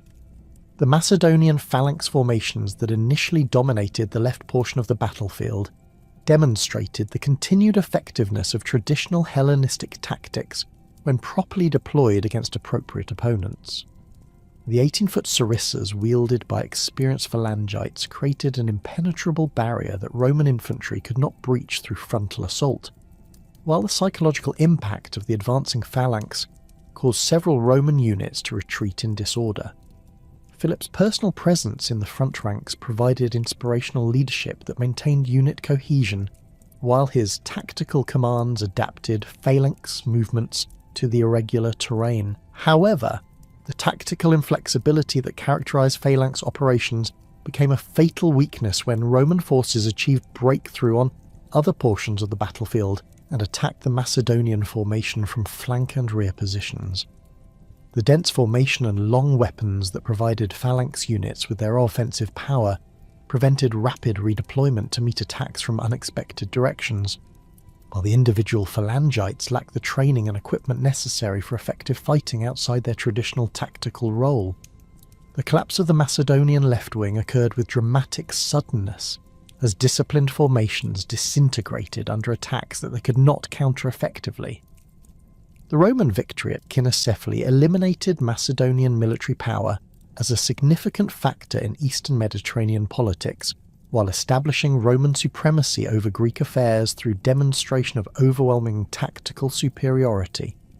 Philip's losses included not only the immediate casualties suffered during the battle, but also the destruction of military units that had required years to train and equip properly. The king's ability to maintain independence for his remaining territories depended entirely on Roman tolerance, rather than Macedonian military capabilities. The peace terms imposed on Macedonia reflected Roman strategic objectives that prioritized the elimination of threats to Roman interests, while avoiding the administrative burdens that would accompany direct territorial occupation. Philip retained his kingdom, but lost all territories outside Macedonia proper, while his fleet was reduced to 6 vessels and his army limited to 5,000 troops. The massive indemnity of 1,000 talents provided compensation for Roman military expenses while ensuring that Macedonian resources would be devoted to tribute payments rather than military reconstruction for the foreseeable future. The Roman-Syrian war that followed represented the logical extension of Roman intervention in Eastern affairs, as Antiochus III's expansion into Asia Minor and Greece threatened to recreate the conditions that had made Macedonia dangerous to Roman interests. The Seleucid king's occupation of Thrace and his alliance with the Aetolians, who had become disillusioned with Roman promises of autonomy, created a coalition that possessed sufficient military resources to challenge Roman supremacy in the eastern Mediterranean if allowed to consolidate its position. Antiochus III's military capabilities represented the accumulated strength of the Seleucid Empire at its territorial zenith. As the king commanded armies that included traditional Macedonian phalanx units, Persian and Median cavalry, war elephants from India, and specialized troops recruited from throughout his vast territories. The Seleucid military system had evolved through centuries of frontier warfare against Parthians, Bactrians, and various Central Asian peoples, creating tactical flexibility and combat experience that exceeded those of most contemporary armies. The king's personal military reputation, enhanced by his successful eastern campaigns that had restored Seleucid authority as far as the Indus River, provided inspirational leadership that could maintain unit cohesion under adverse conditions. The Roman decision to carry the war into Asia represented a dramatic escalation of Republican military commitments that reflected confidence in their tactical superiority and strategic position following the Macedonian victory. The expeditionary force assembled under Lucius Cornelius Scipio included veteran legions that had participated in the Spanish and African campaigns against Carthage, supported by allied contingents from Greek cities and kingdoms that had aligned themselves with Roman interests. The logistical challenges of maintaining large armies across the Aegean Sea required unprecedented coordination between Roman naval and land forces while establishing supply bases that could support extended operations in unfamiliar territory. The Battle of Magnesia in 190 BC showcased the tactical superiority that Roman military organisation had achieved over traditional Hellenistic warfare through decades of innovation and combat experience. The Seleucid army deployed according to conventional patterns that positioned phalanx infantry in the centre, with cavalry and specialised troops on the flanks, creating a formation that had proven effective against various enemies throughout the Hellenistic period. Antiochus personally commanded the right-wing cavalry in the heroic tradition of Hellenistic kingship, leading charges that initially achieved considerable success against Roman allied forces. However, the Roman tactical system demonstrated superior adaptability when the battle's development created opportunities for exploitation that traditional Hellenistic formations could not address effectively. The Roman centre, composed of veteran legions with extensive combat experience, maintained formation integrity while absorbing Seleucid attacks that would have broken less disciplined troops. When gaps appeared in the Seleucid line due to the uneven success of different units, Roman commanders possessed the tactical flexibility and communication systems necessary to redirect their forces toward these vulnerable points. The collapse of Seleucid resistance occurred with the same dramatic suddenness that had characterized the Macedonian defeat at Cynocephali, as the systematic Roman exploitation of tactical opportunities created cascading failures throughout Antiochus's army. The war elephants that had initially created panic among Roman horses became liabilities when wounded animals turned against their own troops, while the diverse ethnic composition of Seleucid forces created communication problems that prevented coordinated responses to changing battlefield conditions. The king's personal escape from the disaster preserved his life, but eliminated his credibility as a military leader capable of challenging Roman expansion. The Treaty of Apamea imposed on Antiochus III in 188 BC represented the most comprehensive territorial rearrangement in Hellenistic history, as Roman terms eliminated Seleucid power west of the Taurus Mountains, while redistributing Asian territories among Roman allies and client states. The Seleucid Empire lost all of Asia Minor except Cilicia, territories that had provided crucial revenues and military recruitment grounds for over a century. The massive indemnity of 15,000 talents, payable over 12 years, ensured that Seleucid resources would be devoted to tribute payments rather than military reconstruction, effectively ending the empire's ability to challenge Roman supremacy in the eastern Mediterranean. The territorial redistributions that accompanied the Treaty of Apamea fundamentally altered the balance of power throughout the Eastern Mediterranean, creating conditions that would accelerate the final transformation of independent Hellenistic kingdoms into Roman provinces. While Pergamon and Rhodes gained substantial territories as rewards for their loyalty, these acquisitions came with the implicit understanding that their continued prosperity depended entirely on Roman goodwill, rather than their own military capabilities. The systematic reduction of Seleucid power had eliminated the last kingdom capable of challenging Roman supremacy through direct military confrontation, leaving the remaining Hellenistic rulers in positions where survival required careful navigation of Roman political preferences rather than pursuit of traditional royal ambitions. The Third Macedonian War erupted in 171 BC, when Perseus, Philip's son and successor, attempted to restore Macedonian independence through a carefully orchestrated diplomatic campaign designed to unite Greek opposition to Roman hegemony. Perseus possessed significant advantages that his father had lacked during the earlier conflicts, including a fully restored treasury, modernized military forces, and diplomatic relationships with potential allies throughout the Greek world, who had grown disillusioned with Roman promises of autonomy. The young king's marriage alliances with the Seleucid and Bithynian royal families created the foundation for a potential anti-Roman coalition that could field substantial military resources across multiple theatres simultaneously. Perseus's diplomatic initiatives demonstrated sophisticated understanding of the grievances that Roman policy had created among various Greek communities during the decades following Cynocephaly. Many cities that had initially welcomed Roman liberation from Macedonian control discovered that Roman concepts of Greek freedom differed significantly from traditional Greek notions of political autonomy. Roman interference in internal Greek affairs, demands for tribute and military support, and the systematic elimination of leaders who showed excessive independence had created widespread resentment that Perseus could exploit through promises of restored genuine autonomy under Macedonian protection. The Roman response to Perseus's diplomatic activities revealed the extent to which the Republic had developed systematic approaches to intelligence gathering and political manipulation throughout the Greek world. Roman agents operating in major Greek cities provided detailed reports regarding local political developments, identifying potential threats to Roman interests before they could achieve dangerous momentum.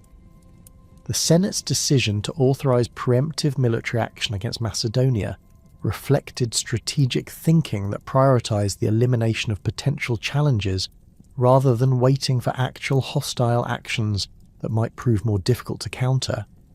The Roman army that assembled for the Third Macedonian War represented the culmination of military developments that had been refined through decades of Mediterranean conquests. The legions deployed under Lucius Aemilius Paulus included veteran troops with extensive combat experience gained during campaigns in Spain, Gaul, and previous Eastern operations, supported by auxiliary forces that provided specialized capabilities adapted to Greek terrain and tactical conditions.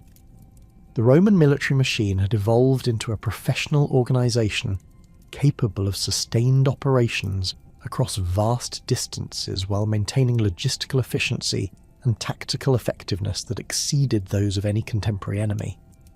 Macedonian military preparations under Perseus demonstrated the kingdom's remarkable recovery from the disasters that had befallen Philip V's forces at Cynocephaly.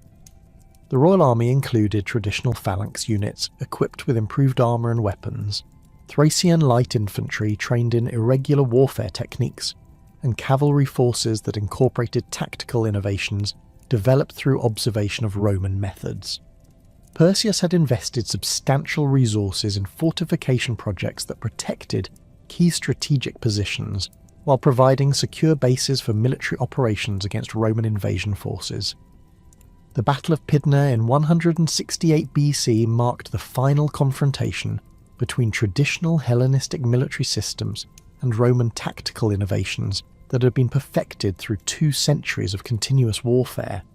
The engagement began when advance units from both armies encountered each other along the Alpheus River, creating a meeting battle that prevented either side from deploying according to their preferred tactical arrangements.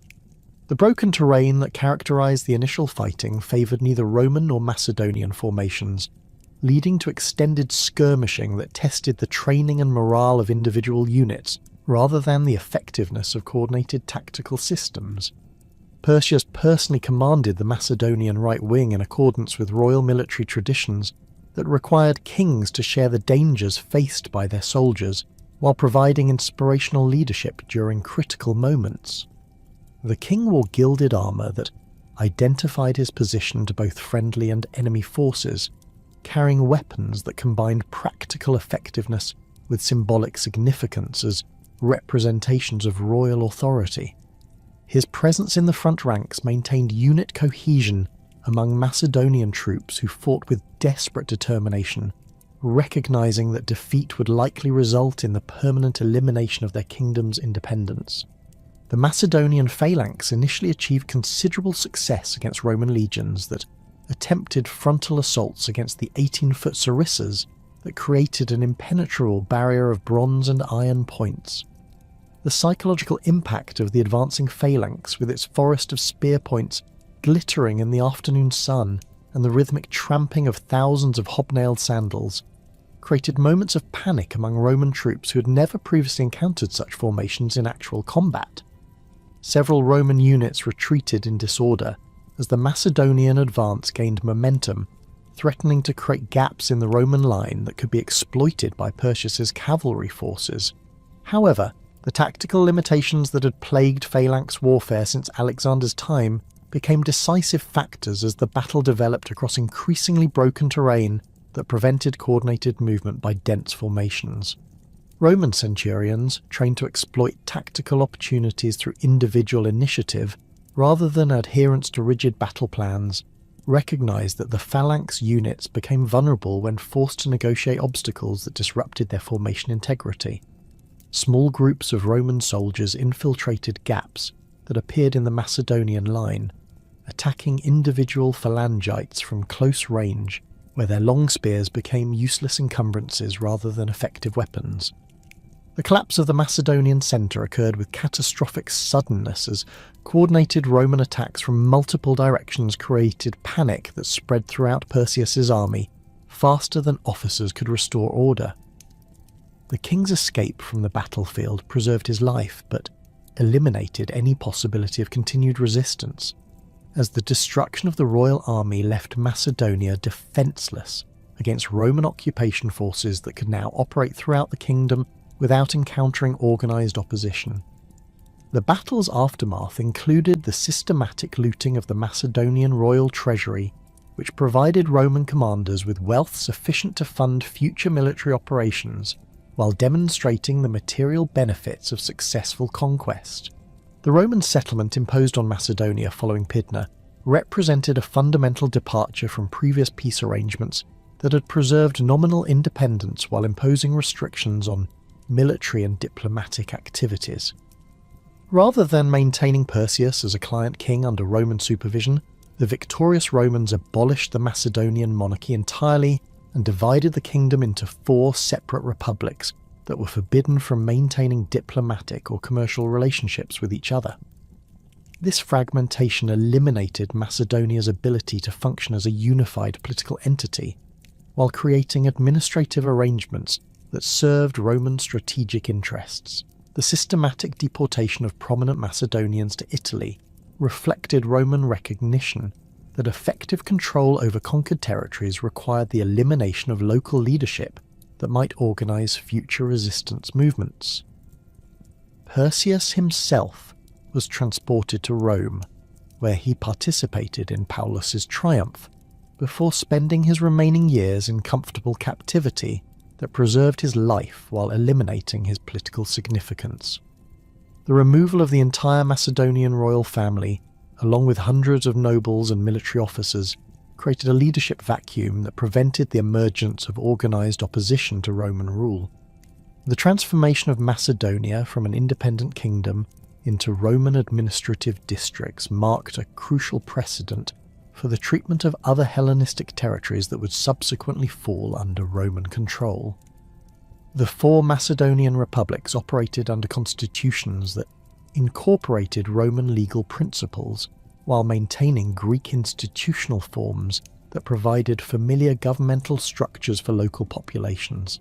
This administrative approach demonstrated Roman sophistication in managing conquered territories through systems that balanced imperial control with local autonomy in matters that did not affect broader strategic interests.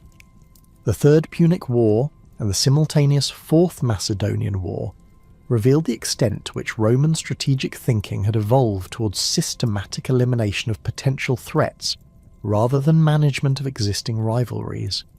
The Roman decision to destroy Carthage completely, despite the absence of any realistic Carthaginian threat to Roman security, reflected a strategic doctrine that prioritized absolute security over diplomatic accommodation. The concurrent suppression of Andriscus's attempt to restore Macedonian independence demonstrated Roman willingness to employ overwhelming force against even minor challenges to their established order. The Achaean War that concluded the period of Greek independence represented the final attempt by traditional Greek institutions to resist Roman hegemony through coordinated military action. The Achaean League, which had maintained federal autonomy longer than most Greek political organizations, found itself increasingly constrained by Roman interference in internal affairs that violated the principles of self-governance that had justified initial cooperation with Roman forces against Macedonia. The League's decision to resist Roman demands regarding the treatment of Sparta reflected genuine commitment to Greek political traditions, rather than mere opportunistic rebellion. The Roman siege of Corinth in 146 BC demonstrated the overwhelming military capabilities that 2 centuries of continuous warfare had created, as Roman engineers deployed siege equipment and tactical techniques that rendered traditional Greek fortifications obsolete.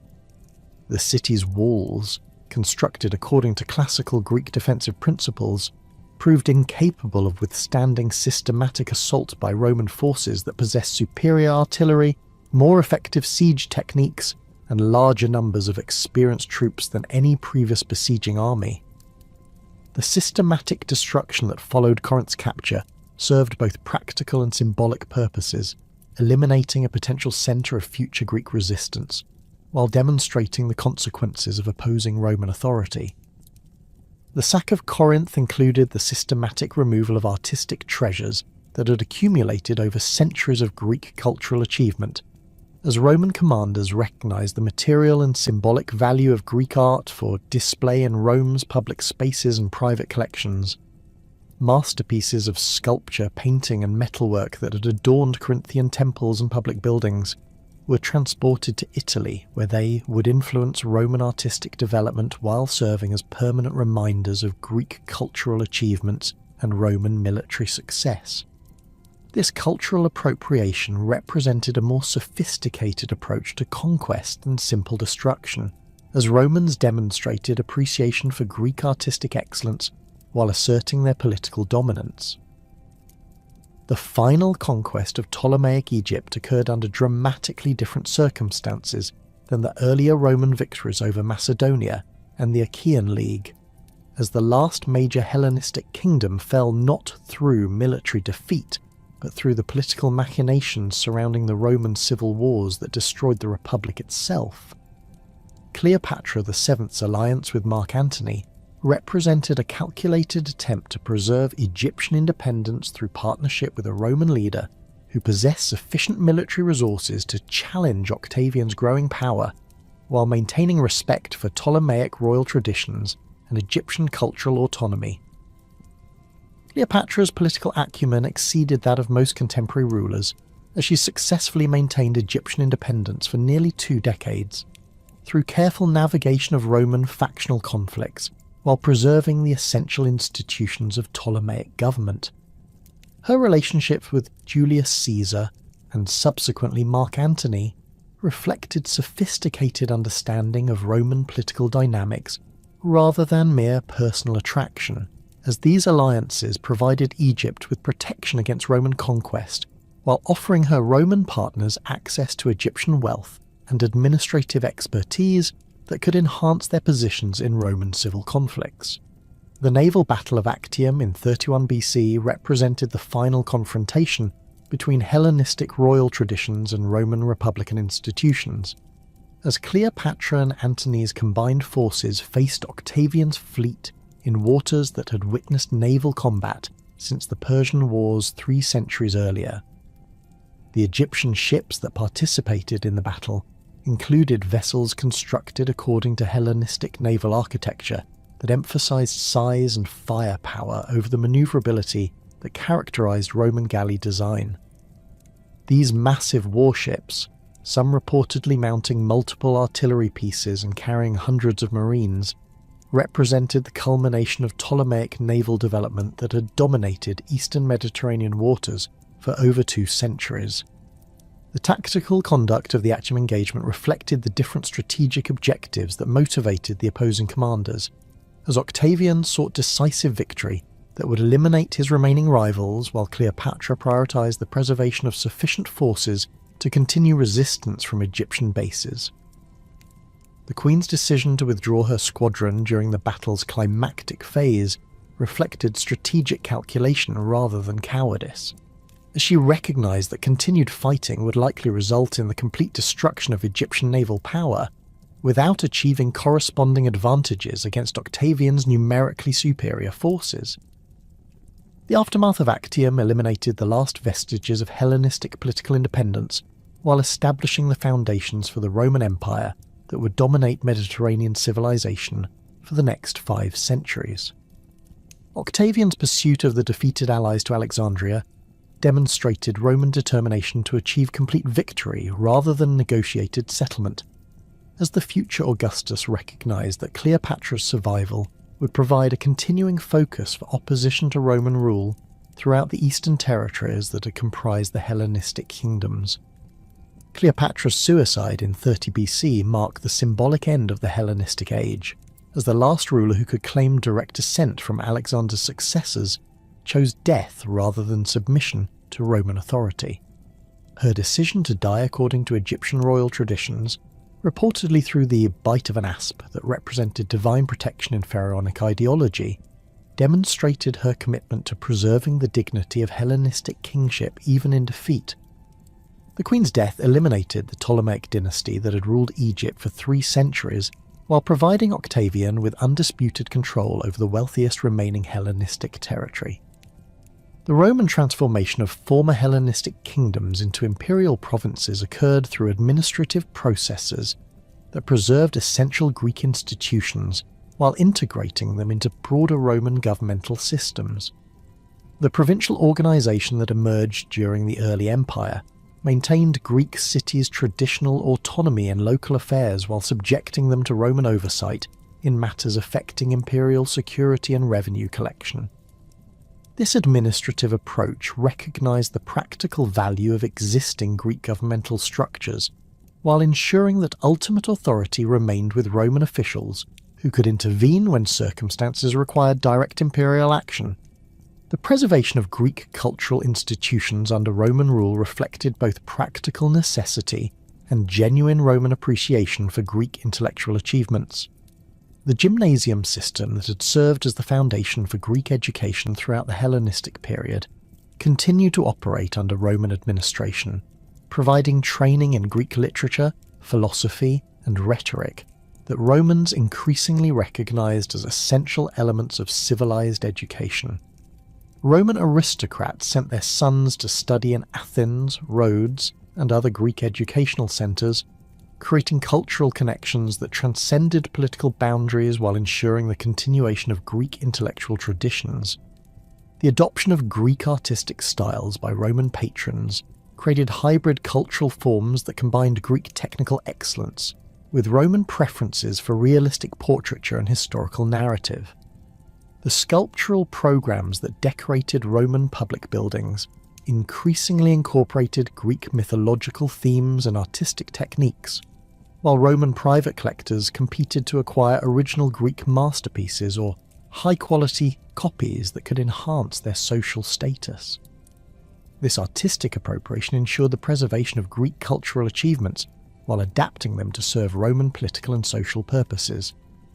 The influence of Greek philosophical schools on Roman intellectual development represented one of the most significant cultural transformations that accompanied political conquest, as Roman thinkers encountered systematic approaches to ethics, politics, and natural philosophy that had been refined through centuries of Greek theoretical development.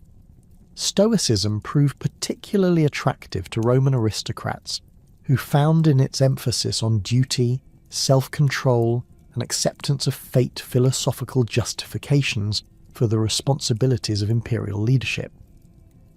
The writings of Seneca, Epictetus, and Marcus Aurelius demonstrated how Greek philosophical concepts could be adapted to address the practical challenges of governing a vast empire while maintaining personal virtue under conditions of enormous power and responsibility. The spread of Christianity throughout the former Hellenistic territories occurred within cultural and administrative frameworks that had been established during the 3 centuries of Greek rule following Alexander's conquests. The common Greek language that served as the lingua franca of trade and administration provided the medium through which Christian texts could be disseminated across vast geographical distances, while the urban centres that had been established as Greek colonies became the focal points for early Christian communities. The intellectual traditions that had developed in cities like Alexandria and Antioch provided conceptual frameworks that Christian theologians could adapt for systematic presentation of their religious doctrines. The preservation of classical learning during the medieval period depended heavily on the institutional structures that had been created during the Hellenistic Age and maintained under Roman rule.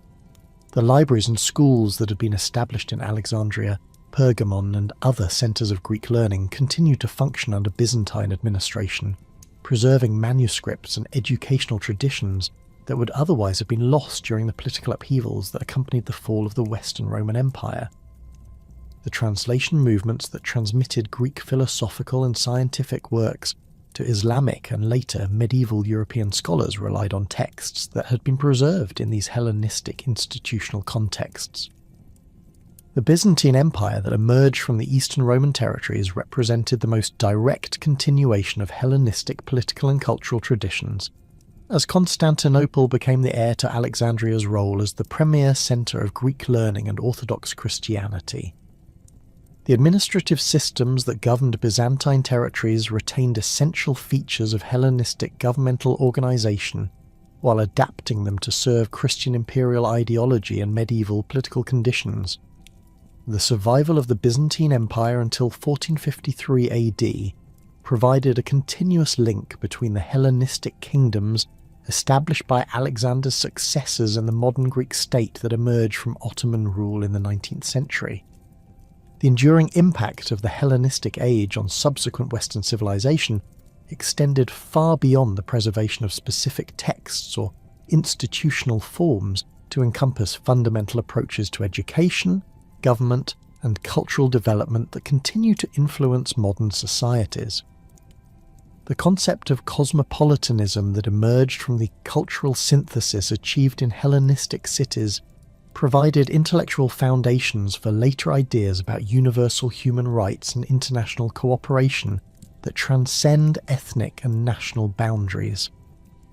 The scientific methods developed by scholars working in Alexandria and other Hellenistic centres established standards of empirical investigation and logical reasoning that remain essential elements of modern academic disciplines. The Hellenistic contribution to the development of international law and diplomacy reflected the practical necessities of governing diverse populations while maintaining relationships between different political entities across vast geographical distances. The treaty systems and diplomatic protocols that evolved during the 3 centuries of Hellenistic independence provided precedents for later international agreements while demonstrating the possibility of peaceful coexistence between different cultural and political systems. These diplomatic innovations proved particularly influential during the development of modern international institutions that seek to manage conflicts between sovereign states through negotiation rather than warfare. The artistic and architectural achievements of the Hellenistic period established aesthetic standards and technical capabilities that influenced subsequent cultural development throughout the Mediterranean world and beyond. The realistic portraiture and emotional expression that characterized Hellenistic sculpture provided models for Roman artists while contributing to the development of individualistic artistic traditions that emphasize personal psychology and human emotion.